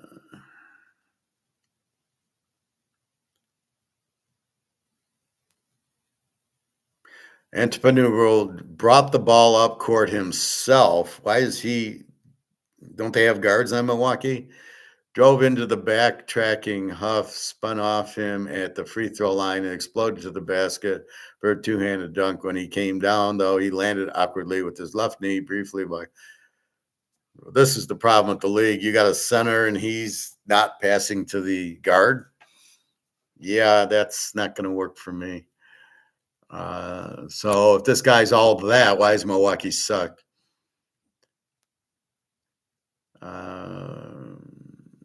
NBA refs shouldn't have called late foul that sent Austin Reeves to the free throw line. Well, it is because they are fixed, and that's what they do. That's how they win their bets, by calling fouls. Shea saves 20-point game streak. Well, who cares about this 20-point game streak? Luca Brasi hits wild fadeaway jumper to push Lakers over Nuggets. How pathetic. Let's see. Warriors, Seth Curry will be out versus Knicks. We're going through it tonight. All right. Kawhi Leonard and the Clippers suddenly a playoff threat again. Factor fixing the NBA will have another 100-point scorer. That's false. Jaylen Brown criticizes foul baiting after Celtics close loss to Thunder. I don't know what that means. Luca Brasi posts first 50-point game. Okay, now we're getting a few days ago. So let's look at, our score. This will take a second. Hello. Hi, Howard. This is Danielle from Illuminate Your Spirit. Hi. Hi, I just wanted to let you know I got your message. I'll pass it along to Sue. She'll be in tomorrow. Sorry, we were closed due to no power yesterday. No problem. Yeah, I just wanted to let her know how accurate she was because she nailed it. She not only said I would get it, but she said I'd be in line, and they told me don't pay now, pay next week, otherwise you'll be in a line. And I was third, but I was very happy and could relax that I got the apartment, and that's what she had said. And I kind of felt it too, but you like to get her opinion on it, so. That was perfect. So yeah, if she could give me a call tomorrow, and she said she wanted to learn how to play poker, so we could set up a time for that. Oh, yeah, that'll be fun. Yeah. All right. Okay. Thanks for calling. I'm in the middle of class, so I will talk to you tomorrow. All right. Bye. All right. So where am I? NBA. So NBA Monday. Atlanta 124 to 112. They're on a hot streak. They won 10 in a row. They win 124, 112. The Warriors beat Golden State beats the Wizards. I played it over. We got over. It was 125, 117. I'm seeing the Wizards are an over team. They apparently have no defense. They're the ones who gave up the 80 points to the guy.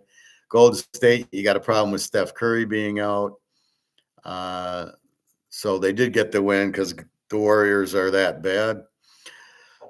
Boston 120, Phoenix 112. I like that game over. Phoenix plus 8.5 was good. They won by 8, Boston.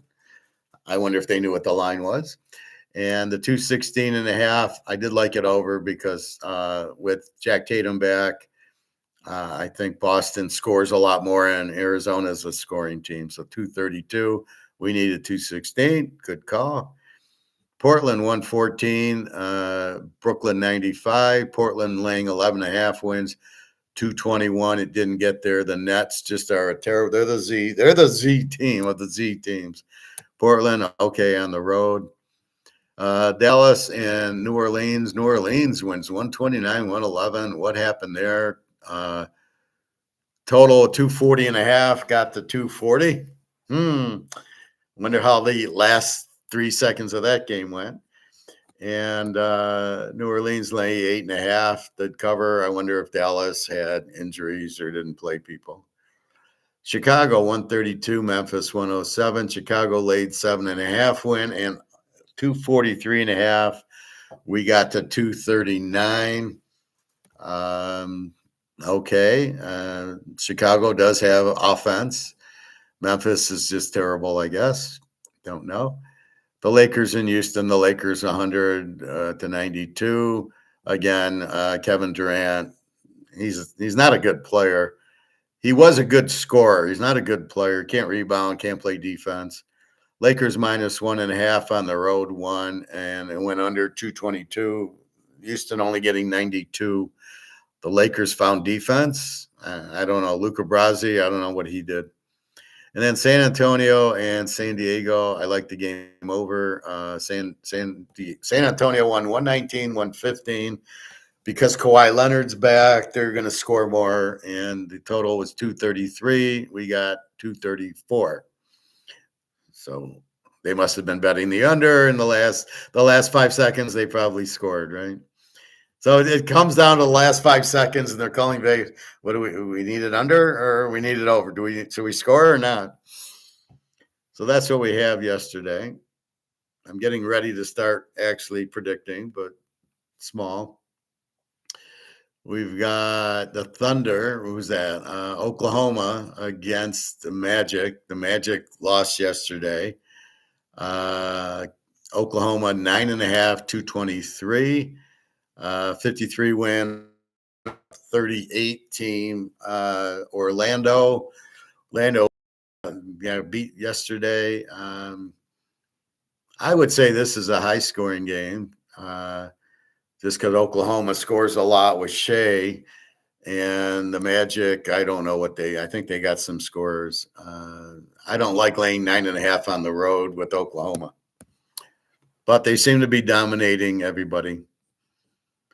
Detroit goes to Washington. Detroit 18.5, 233. I could not lay 18.5 with the Pistons in any sport. I would go over 233. Detroit should score a lot. Washington, they are terrible, but I can't lay 18.5. This is the problem. Hey, Vegas, you need us to we can't win by more than 17. Okay. Click. Sorry, Godfather. You can win the game, but you can't win by 18.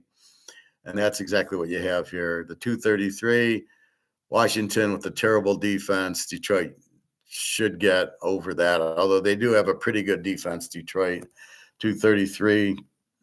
It's a tough line all the way around. What will Washington score? But they can score. They will give up a ton, but it's 18.5, and they'll easily win by 17, right? Miami and Charlotte. Miami 38 wins, Charlotte 34 wins. Charlotte 3.5, 233. I don't know how strong these offensive and defensive on these two teams are. Maybe go with Charlotte at home. I don't know. I got to get more comfortable with those teams. Indiana goes to the Knicks. Indiana 15 wins, the Knicks 44. The Knicks laying 15.5, coming back from the West Coast, and they over under 222. I think the Knicks, as we pointed out, Indy's terrible. They played last night, and I think the Knicks 15.5.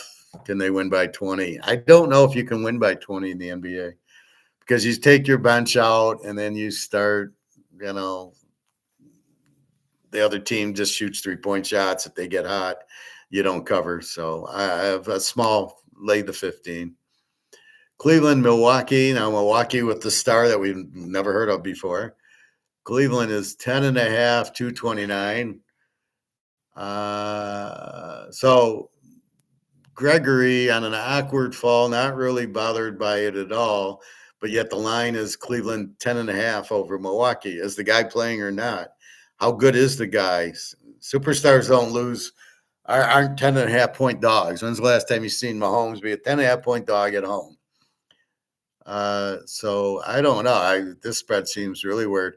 If Gregory plays, I like Milwaukee getting 10.5 if he's a star, but I don't buy Cleveland laying 10.5 on the road. Sorry. Phoenix goes to Milwaukee. Goes to Minnesota. Phoenix played yesterday. I like this game over. 41 wins, Minnesota 39. They both score a lot. Anthony Davis for Minnesota. Minnesota laying 3.5, 222. I like over 222. Philadelphia goes to Denver. Philadelphia kind of sucks, but they got 37 wins. Denver kind of sucks, but they got 41. They got that Joker guy. They need the Riddler and the Penguin, and they might have a chance. Denver laying 15.5, 236. Wow. I like the game over. And then San Antonio goes Sacramento. This should be a blowout. And they're only laying 13.5. You got to love San Antonio. Only laying 13.5 to Sacramento. 235 is the total. So I like San Antonio here. So those are I don't know. Now, I'm not giving you value on these picks. I don't want you to look at them as value because they're not. I don't know enough about it to give you value in basketball like I do in football and baseball. So be careful with this. But this is me getting my feet wet, understanding it, trying to problem solve this, right? I'm problem solving this when I do this. So when I see Detroit goes to Washington, I can't lay 18.5. So the problem solve goes, I think it's over, but it's a big number. 233 is what, 120 to 14 or 130 to 114 gets me over, or 104. So I think Detroit will score in the 130s and Washington gets to 100. We'll see. But again, that's me. This is me problem solving. John Z. Caleb is going to go down. TK, you're very good at everything. Oh, thank you, John Z. I try to bring it down to a good level we can understand. That's important. I'm trying to give you value and understand that I'm giving you value. I problem solve everything. So when I'm watching Gordon Ramsay or The War or Gold and Silver, I'm problem solving it. Once you can problem solve, then everything gets much easier. Um, the Waddle, I never thought Waddle was any good anyway, especially from Alabama. I don't think that the Smith, the wide receiver on Philadelphia, is any good. I'm yet to see in Alabama, except for Julio Jones, who played once a year when they were on TV, was any good. Julio Jones played in the Super Bowl. Otherwise, he had a pulled hamstring for 10 years. So I don't buy Alabama. I think it was their style under Saban, where they all just kind of ran real fast and they were playing very weak teams most of the time, and they got open. And they, oh, look how good they are. Devontae Smith. I don't buy. I wouldn't. He doesn't do anything on Philadelphia. He doesn't get open. He doesn't. It's not wide open. Doesn't score a lot of touchdowns. None of the Alabama guys do. So I just they're overrated. This running back the Lions have from Alabama, he's fast. He's okay. He's not. He's no Gale Sears. He doesn't have moves. Um, but I don't buy any wide receiver from Alabama is any good. I'd rather get him from LSU. Thank you very much. Jamar Chase and Justin Jefferson are 100 times better than any Alabama receiver I've ever seen. So anyway, that's what we've got. I want to show you Alistair McLeod. So that's the NBA. Very difficult. Very inconsistent. It's hard. There's 82 games. They're playing back to back. Very difficult. You got East Coast going to West Coast for a week. You got West Coast going to East Coast for a week. So, all right, Detroit goes to Washington. Not that bad. They're both in the East. So that's fine. Let's see. You got Philadelphia going West Coast. They're playing Denver. They'll end up with LA and they'll end up with the San Diego. But most of it's pretty current there. All right. Let's look at gold again. Gold 49.94, silver 79.19, dropping. Gold went down at about noon. Well, it's noon now. Went down about 11, down to 49.75, and now back to 49. Right about 5,000. So people are dumping gold to buy dollars or Bitcoin. So let's see the Bitcoin now. It was up a little bit before. It is at 74,000. It was up 75,000, back down to 74. Let's check. Let's look at oil prices today.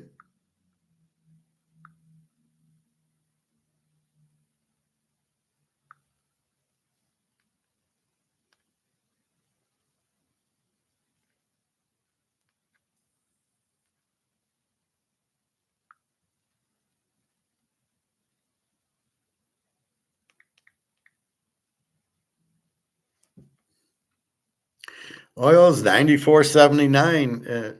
It had its run, but now it's 94. We can't really tell the US dollar value. Let's see if we can find that.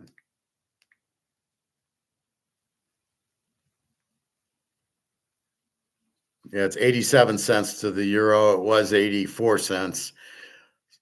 So it's gone up versus the euro, which is the euro is worthless anyway. All right, so we don't worry. Silver 79, why, gold 5,000. Okay. Oh, let's check the stock market while we're here, and then we're going to get to Alligator McLeod.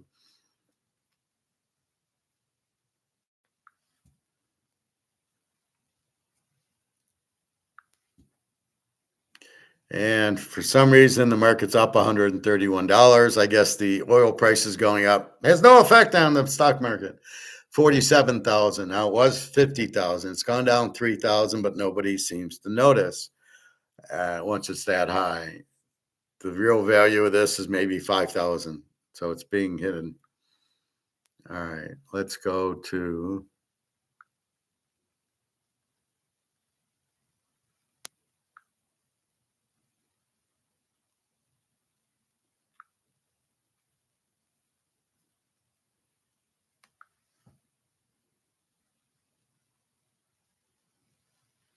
Up here's an Egon thing. What are we going to see in the next few years? Well, obviously, as I said, we will see high inflation, probably not hyperinflation like in the 1920s, but very high inflation. And inflation, of course, is not prices going up, it's the value of money going down. And obviously, the metals, gold and silver, will reflect this. So gold and silver will move up by multiples from here. It doesn't matter how high they go in money terms, because as I said, the money is going to become worthless. So again, we got to measure it in real purchasing terms. What are we going to see in the next somebody else has been listening to me, I see. Notice how they're not saying its prices going up. They're now saying it's the money printing driving the value down. And I'm the only one that says that, right? So they are listening.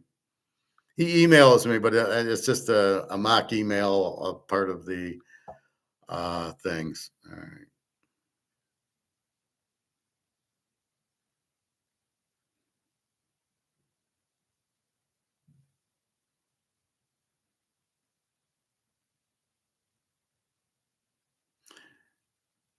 I was watching the 1965 World Series, Game 7, Sandy Koufax against Jim Cott. And I want you to listen to the first few minutes of it. I started a business to give old folks a new life, and Chase has supported me from the beginning. There are no second chances in life, right? But there are in Candy Crush All-Stars.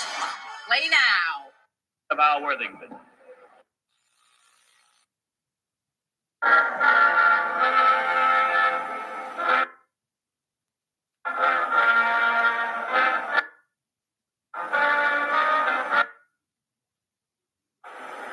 Six games have been played, and 6 games have been won or lost by the starting pitcher.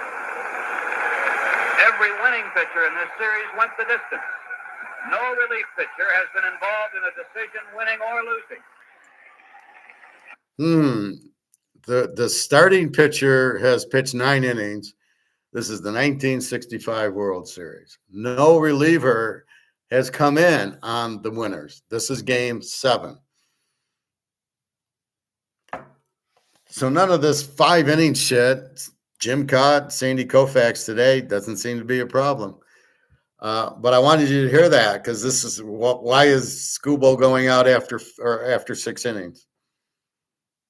Right?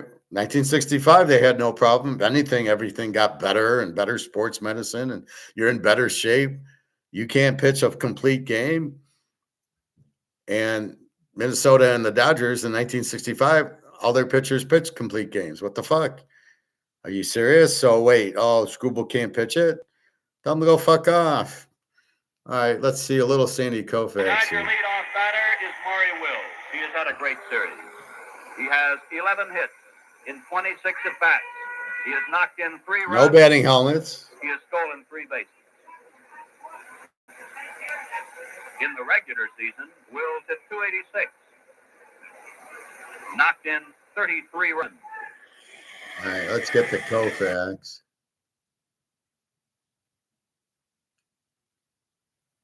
And on the mound, 1-1 in World Series play for 1965, Sandy Koufax. The Twin coaches, Jim Lemon at first, Billy Martin at third. Billy Ball. Leading off for the Twins, Zoilo Versailles. 7 hits in the series, 4 runs batted in. He has a home run to his credit. He knocked in all 4 runs in the first game of the series. And that's for a ball.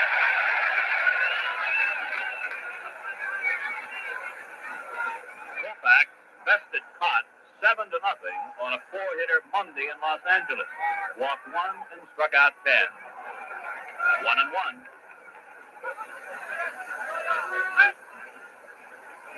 Sandy Koufax. Versailles, Nosick, and Oliva, the first three in the Twins batting order.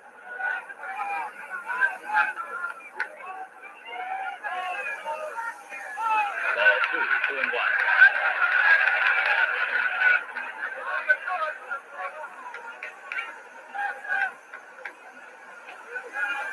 No score as the Twins bat in the first inning. Foul back, 2-2. Gilliam has been playing about. All right, I don't want to waste too much time watching him pitch, but we can see Sandy Koufax. Who else would you rather have in Game 7? And yet, it was a difficult decision because they were going to start. They didn't know if they wanted to start Don Drysdale or Sandy Koufax. Rod Carew was not there yet. I think he came in 67. This is 65. I believe the Dodgers win the game, win the series. But you have Tony Oliva and Harmon Killebrew on Minnesota, and on the Dodgers, you had Willie Davis. You had not a lot of stars. It was mostly Koufax and Drysdale was that. But I did want you to see that. This is real baseball, not the shit they throw out now. So if you grew up with this stuff and you got to watch the crap now, this is the problem, right? You start comparing Sandy Koufax and Bob Gibson to Tarek Skubal crying, "Oh, I pitched 6 innings. I gotta leave." You think you could have got Sandy Koufax out of this game at all? 8th, 9th inning. What was his pitch count? They didn't have pitch counts. The batters didn't even wear helmets. This is baseball. This is what made it so successful, so popular. You wanted to see Koufax pitch. Now, I don't care if I see Skubal. Not only if he's on the mound, do I give a shit? You can't even see the game because this is on NBC. I don't even know how to watch the Tiger games. They're not even on regular TV. Oh, you want me to pay for what? The Netflix or BetMGM or FanDuel I got to buy to watch the game? Go fuck yourself. I didn't have to pay to watch this game. If it was 1965, it's on NBC. So this is the big problems here. You can see Koufax, and he's going to pitch the complete game. They're going to win the series with Koufax, and he was a great pitcher. And, then you have, same thing with Bob Gibson. They would not come out of the game. There's no relievers used. How do you go from no relievers used to now my pitcher's going to go and pitch 5 innings and he's going to cry to come out, and then I got to go to 4 guys in the bullpen, of which none of them are anywhere near Sandy Koufax or Bob Gibson or Mickey Lolich or. So just food for thought there. So just so you understand it. Let's watch some Alligator McLeod. $426 billion in delinquent property taxes in the United States. Nobody gets it. Brought to you by Midnight Sun Mining. Alistair McLeod, welcome back. Thank you for having me, Peter. It's a shame every time we talk, there seems to be another huge geopolitical event that's happening. If it's objectives, then who knows where the oil price is going to go? And the other problem, of course, is going to go almost through the whole of this year, or however long it takes for Iran to achieve its objectives, then who knows where the oil price is going to go? And the other problem, of course, is that the refining process of reducing oil into downstream constituents means that things like nitrogen, sulfur, and all the rest of it are not being exported. I mean, we're talking about huge, huge quantities. And all this is feedstock into fertilizers. And, when do we need fertilizers? At the beginning of the Northern Hemisphere's growing season. We need it now. And so suddenly, the fertilizer is not going to be there. And with intensive farming methods which rely on modern fertilizers, we're going to have food shortages. So, when you see the Office for Budget Responsibility say that, we think that this is going to add 1% to the inflation rate by the end of the year, shock horror, they're not thinking this through. They're nowhere near what's going to happen. So this, Peter, is an enormous disaster, and in financial markets, it's going to drive up bond yields. We've already seen UK 10-year government gilt is knocking on into new high ground, just about. But it'll go there. Germany is already there. And France is already there, new high ground with their roads. You've also got Japan. I mean, basically, if you look at G7 bond yields, they are all shooting up, going into new high ground, or will go into new high ground. And that at a time when leverage plays in the market are so prevalent, like, private equity and stuff like that. I mean, this is a financial disaster. It is a real disaster. It's going to crash markets, particularly equity markets, which are very overstretched relative to bond yields. And what does the Fed do? I mean, does the Fed follow its inflation mandate? Or does it participate with the US Treasury in trying to rescue the banking system and everything else which might be falling over? Tough choice, but I know which way it's going to go, because the political mandate is quite clear.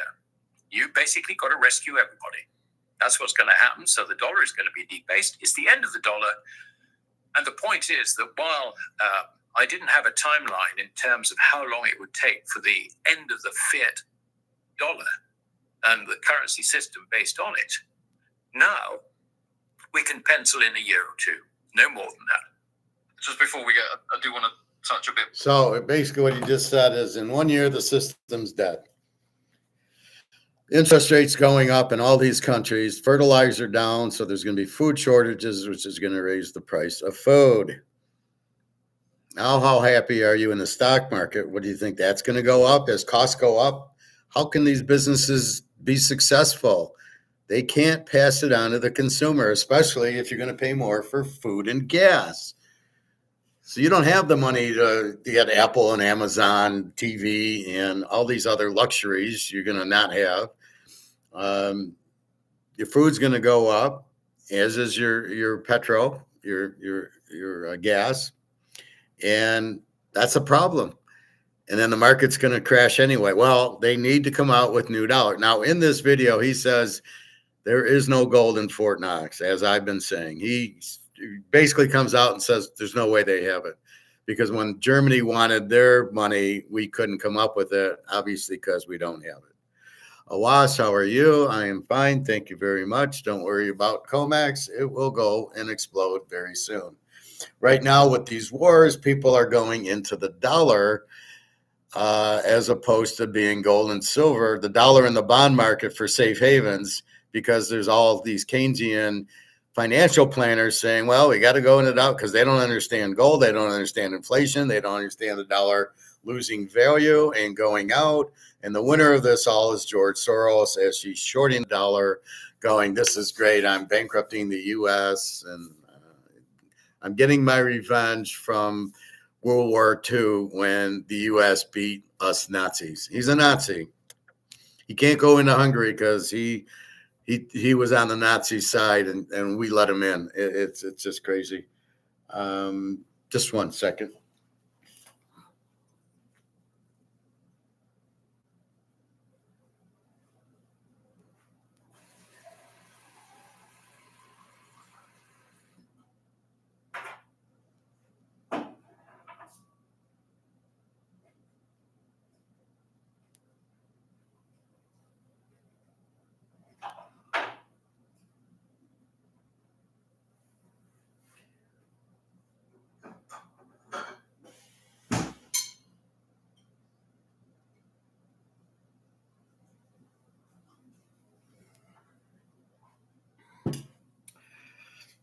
Today's haircut day. So as soon as I finish, I got to run to the bank and get the girl because she doesn't want to take a debit card. So it's amazing.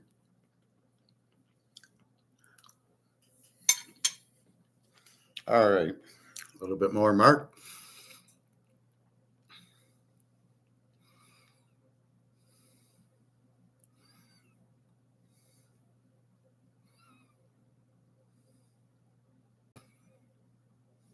I mean, it's way ahead of us. We've been very, very slow to innovate our technology. I mean, we spend billions on new, sort of fighter jets and all the rest of it. But we ignore the Army. We ignore the Navy. What have we got the Navy now? Actually, nothing. And America is actually quite similar in the sense that it's driven by existing defense contractors who basically like to, send the stuff out to wherever Europeans trying to defend Ukraine against Russia and so on and so forth. They don't have the real pressure to innovate their weapons technology. The result is that the weapons technology that the Iranians have is in many senses superior to anything we have in the West. And, this is the craziest thing that anybody's ever done to attack the Iranians. And there's absolutely no plan behind it. It's sort of regime change. I mean, come on. And then, Peter, there are no words to describe the stupidity of this whole thing. And it's going to, the reason for this is because we are broke and we're trying to steal their oil. This is the same thing as Russia and Ukraine. We wanted to invade Russia and steal their oil and natural gas and gold and diamonds. And we used the Ukraine thinking, oh, they're behind. They don't have an army. They can't defend themselves. Yeah, well, oops. And the same thing here. We'll have a regime came and we'll take the oil from Iran. That was the point. That is the whole philosophy of these two wars. And Venezuela and Cuba is anywhere that have oil, we're going to invade and try to steal it but they didn't. Venezuela, the oil is not worth it. It's too thick. You can't really stabilize it. You can't get the Russian oil. They're not going to give it. You're not going to get the Iran oil because Russia and China don't want you to have it. We have oil here, but we don't want to use it. So anyway, that's the whole thesis of what's going on here. Which I would like to point out is that China obviously game planned this well in advance, which is why I think back on February the 9th, it turned around to its domestic institutions and banks and insurance companies licensed to hold US treasuries and told them to sell. Why was that? It knew what was happening, obviously. I mean, you just got to join the dots, and that's the only conclusion you can come to. So where does China go from here? I mean, basically, I think their attack is financial, and their attack isn't directly against the dollar. It's basically protecting themselves. And I've argued for years now that this was the end game, if you like, for the dollar. And China needed to protect itself from it. And I think that's what we're now seeing. I mean, we've seen the opening of vaults outside China, SGE vaults, where gold can be exchanged for yuan. You've seen the CIPS, the Chinese international payment system, working very, very well, doing away with the use of the dollar as an intermediate stage in all foreign exchange transactions. China is now. She can literally turn around tomorrow and say, right, the exchange rate for trade settlement purposes between gold and the yuan is X. That's it. And at that moment, the dollar just dies because that's the only protection that fiat currencies have. And when China does it, the West is finished. I mean, it really is. The financial system is over. The derivative system. So you still want to be in stocks. Okay. Let's see.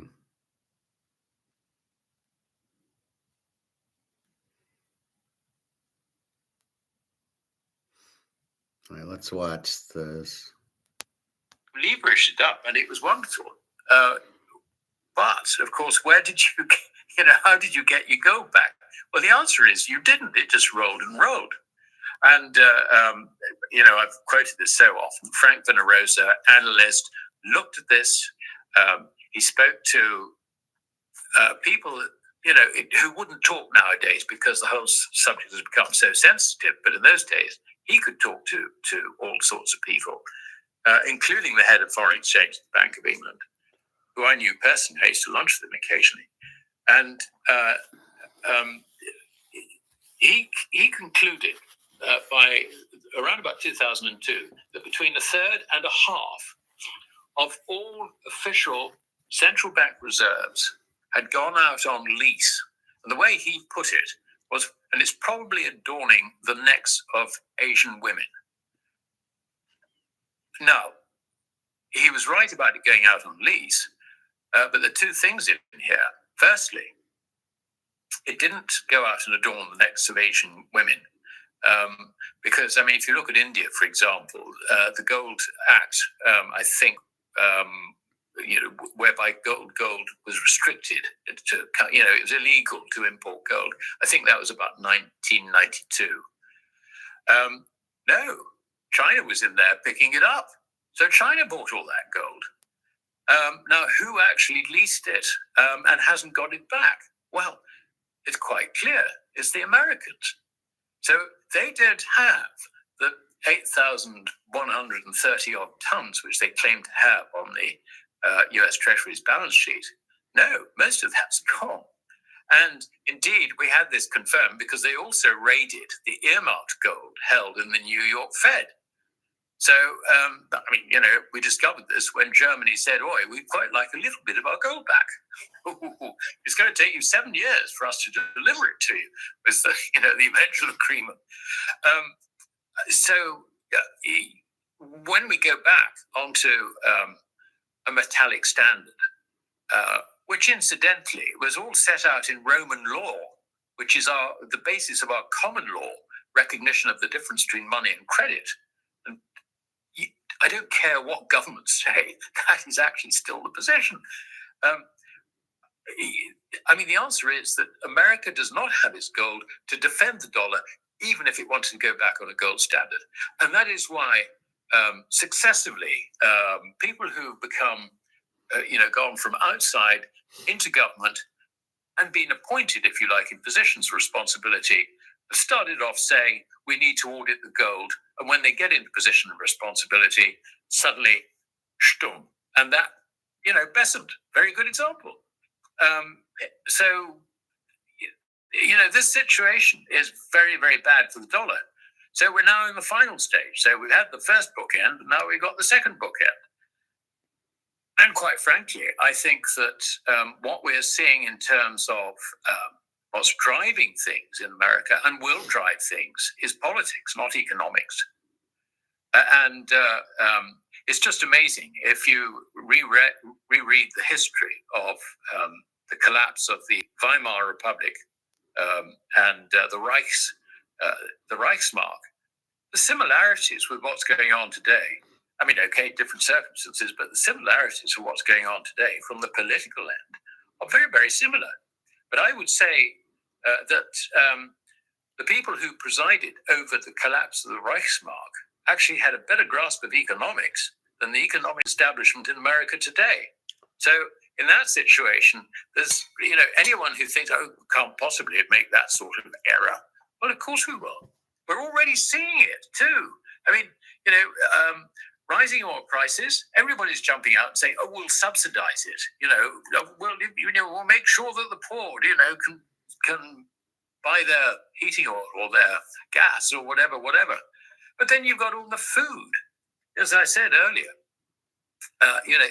the Gulf, as a byproduct of its petrochemical business, produces something like, up to half the world's sulfur, which is the basic element that you have in phosphates.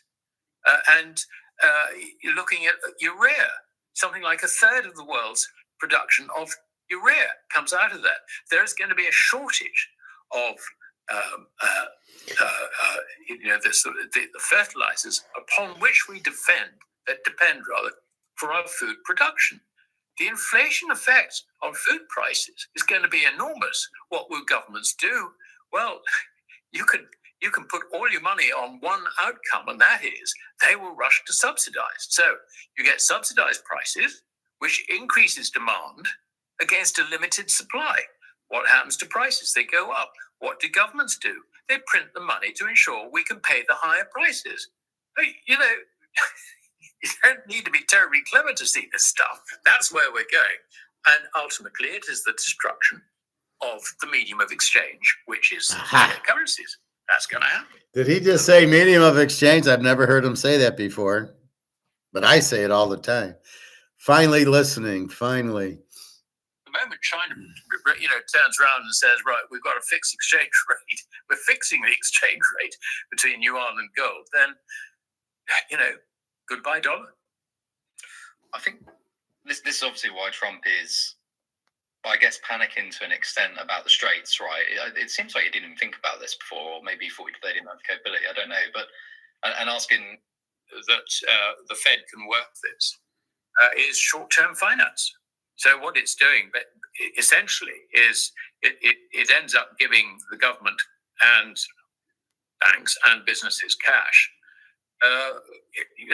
in return for cash. I mean, you effectively have cash and cash on one side and near cash on the other side of its balance sheet, because there's no way it could be able to fund anything out along the yield curve. This is quite dangerous, though, isn't it? Because obviously the Jerome Powell will be gone. The new incomer seems like he will still lower rates if he can. But if you're going to be borrowing all on the short term, and then you also have an oil crisis and inflation gets out of control, you're going to be borrowing so much on the short term, which you've eventually. I don't see a way around it. How are you not going to have to then increase rates to tackle inflation? But then you've also borrowed so much on the short term that if you increase the rates, it's going to cripple you. So what do you do? Well, the answer is you follow the political imperative. And the political imperative is basically support the markets, support the banking system, do whatever it takes in order to do that. In other words, you trash the dollar rather than face the reality of a completely broken system. Scary. How much of so let's say, for example, in terms of the everyday, because it is quite serious at the end of the day, isn't it, what we're talking about here? I mean, this isn't damn serious. Yeah. It's damn serious. So assuming that the Straits do stay closed, obviously we saw the IEA have released about 400 million barrels of oil. Obviously, Biden did reduce the reserve quite a bit whilst he was in office. Trump did say he was going to pick it back up. I don't think he did enough by the looks of it. I think he only got about 5% increase in his first year. US are now down to 243 million barrels of oil. It's the lowest since 1982. How long can the world, and in particular the US, obviously they are the largest producer of oil though, so you've got to bear that in mind, but how long can they sustain themselves? How long can the world sustain if the Straits do stay closed for a prolonged period of time? Well, the problem isn't so much 400 million barrels of oil, which the West has agreed to release to alleviate. I'm more thinking about the reserves, right? Yeah. So No. I know. They're talking about they're going to release 400 billion, but they can only reduce 400 million barrels. They can only produce something like 2 million barrels a day out of a total global demand of around about 105, 106. It's nothing. I mean, it's a pinprick. Because there's no, when you cut, it's the flow rate you've got to look at rather than that lovely big total. I mean, the big total actually is 4 days global supply. But I think the point is that they can only release something like 2 million barrels a day, which is slightly less than 2% of the total, against something like 30% of the world's oil being no longer available.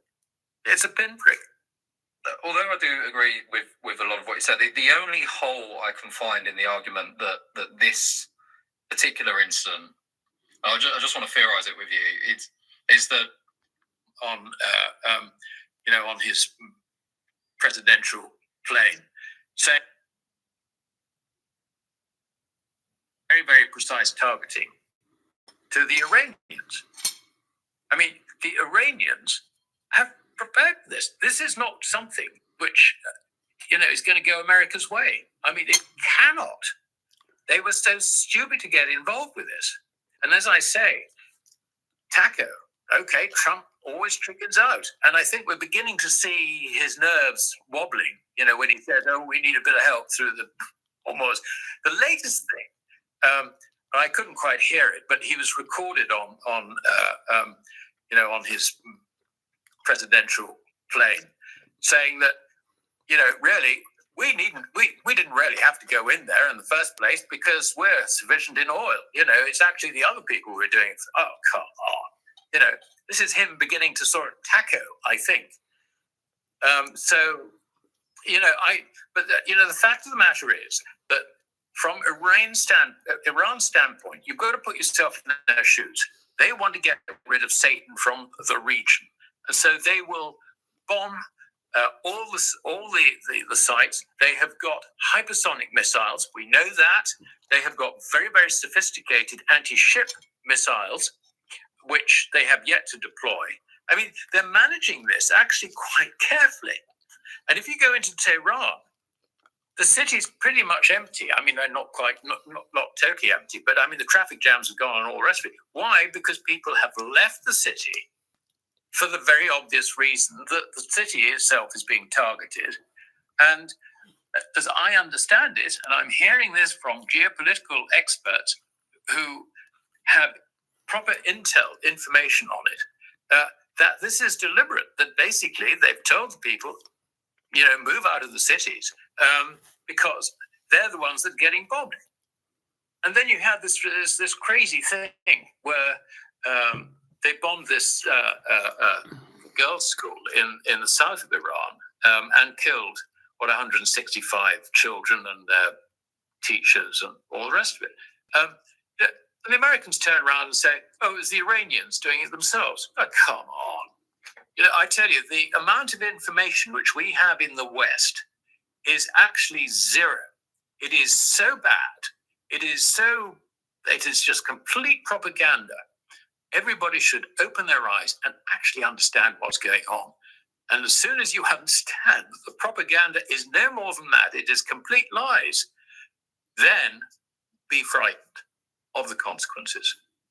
Well, this is another media talking point at the moment is, and you were talking about how this is actually a positive for China potentially down the line, right? One of the main talking points in the media is actually how. Sorry, I need to correct that. It is not a positive for China. China is protecting herself. That is the key. She wants to protect her own currency from the inevitable collapse of the dollar. And her moves, if you like, have been very, very much in that direction. She's taken the simple approach. Why interrupt America when it's making all the mistakes? I mean, I think a key example for the last 5 years or so, isn't it?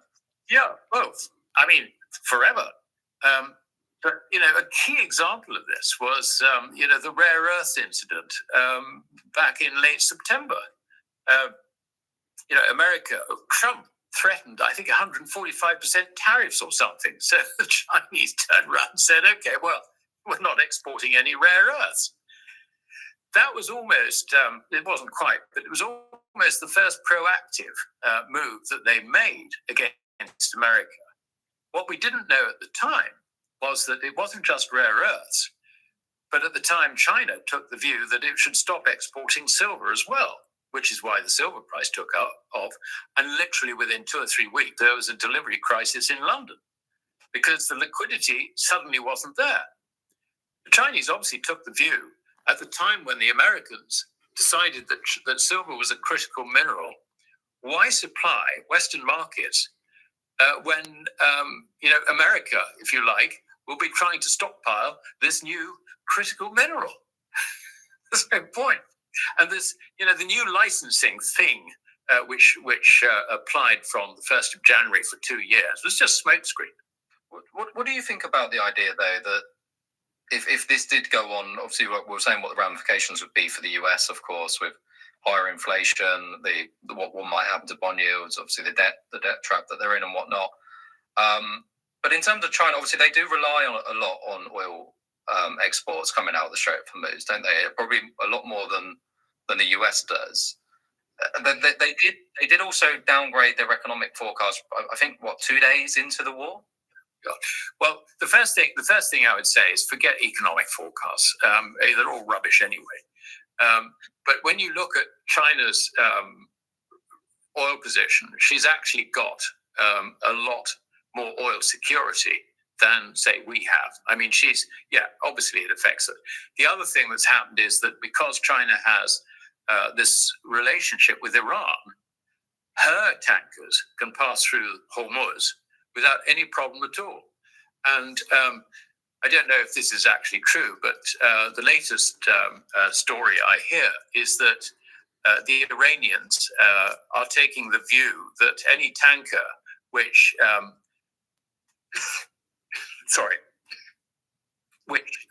takes oil which is paid for in yuan can go through.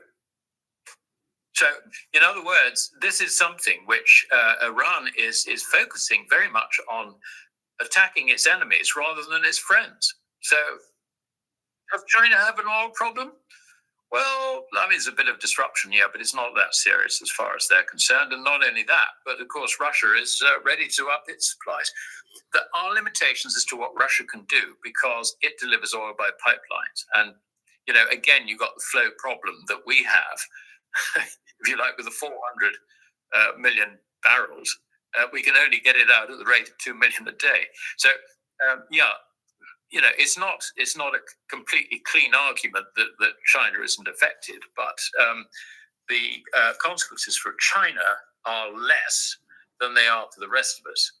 Where the consequences really are, I think, is in terms of international trade, and that is obviously going to affect China. But that, again, is why China has, if you like, taken the lead, along with Russia, in assembling reliable trade partners in the form of the Shanghai Cooperation Organization membership and also BRICS. But there's a big question mark over BRICS now because India, in effect, has broken ranks. I think it's meant to host the next BRICS conference, though I can't confirm that because I haven't actually looked it up. You sort of wonder, how that's going to go.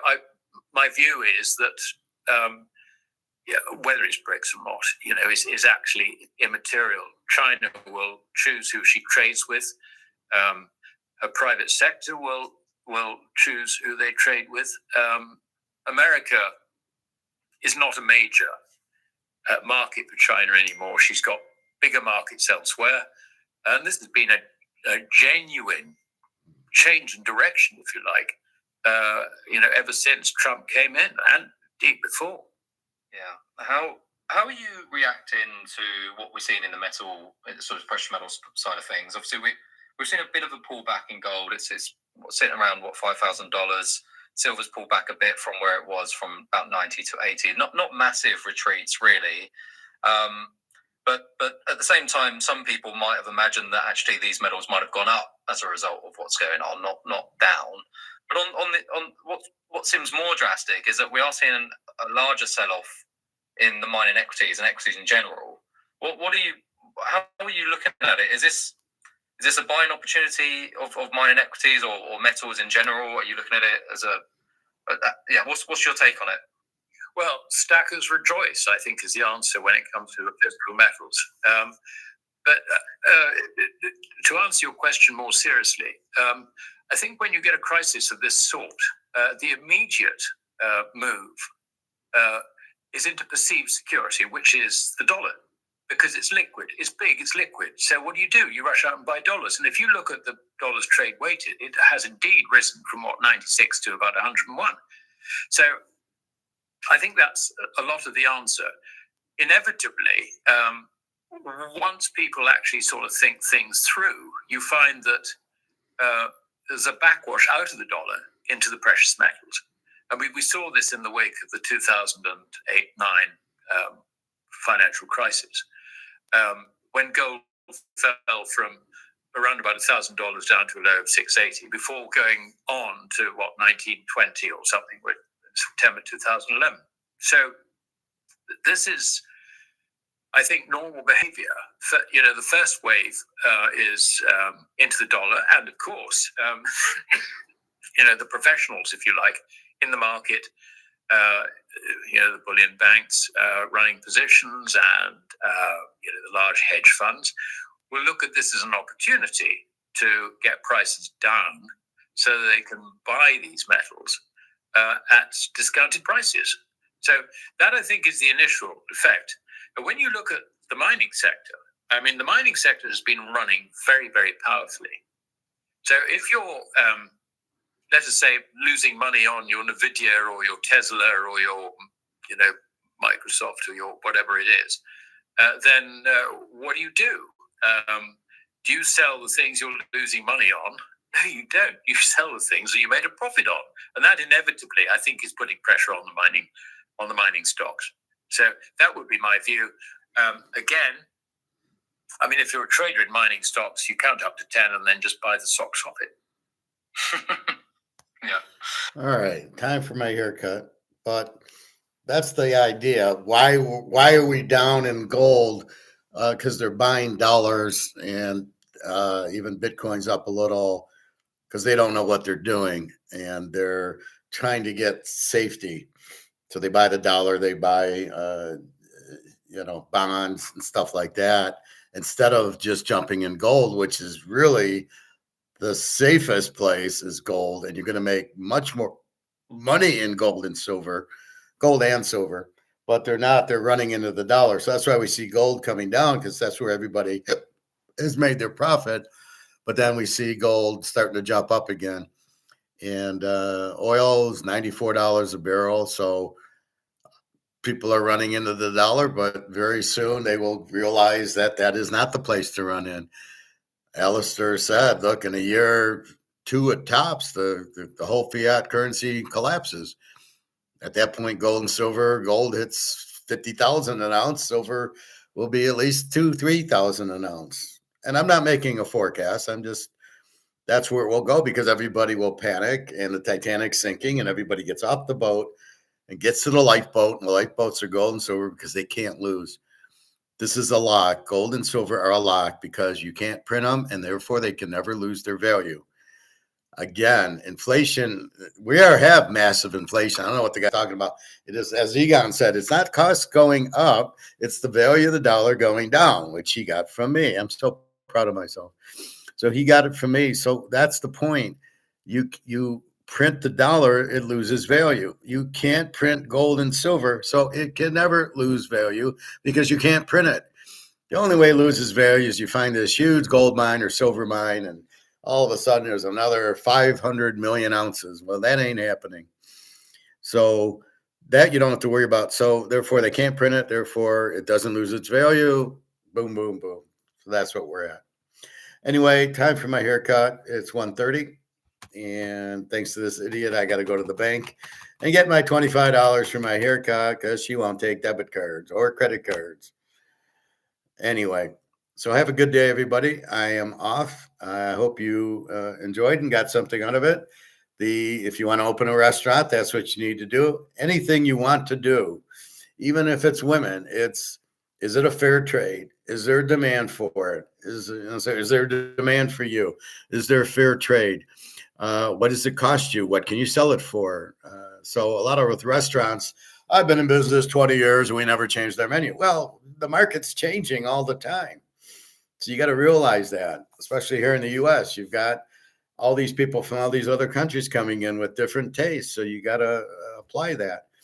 So anyway, you change with the market. You make sure you sell it for more than the cost, and you make sure it's a fair value. Then you'll be successful. Have a chef that talks, that doesn't microwave, that doesn't, serving frozen foods. You don't prepare it a week in advance. You just do it. You go every morning, you get your fresh meat, you keep it in the fridge, and then as the orders come in, and then you start learning it. On a Monday, I need 10 pounds. On a Friday, I might need 25 pounds. And you appropriately go and get your meat, fish, chicken, whatever that day, a little bit more, and maybe you keep it in the fridge for a day. I assume that's what Gordon Ramsay does with his fresh. I assume it's there for a few days and then he just chucks it. So just understand your market, make sure your cooks know what they're doing and they talk and they, maybe 3 orders, then you switch sides and then 3 more orders come in and you push them over there. So you're always just looking at the 3 on the right and not 50. And then you're an hour into service and nobody's getting fed. That's my problem solving there. All right. Well, have a wonderful day. www.teacherking.com.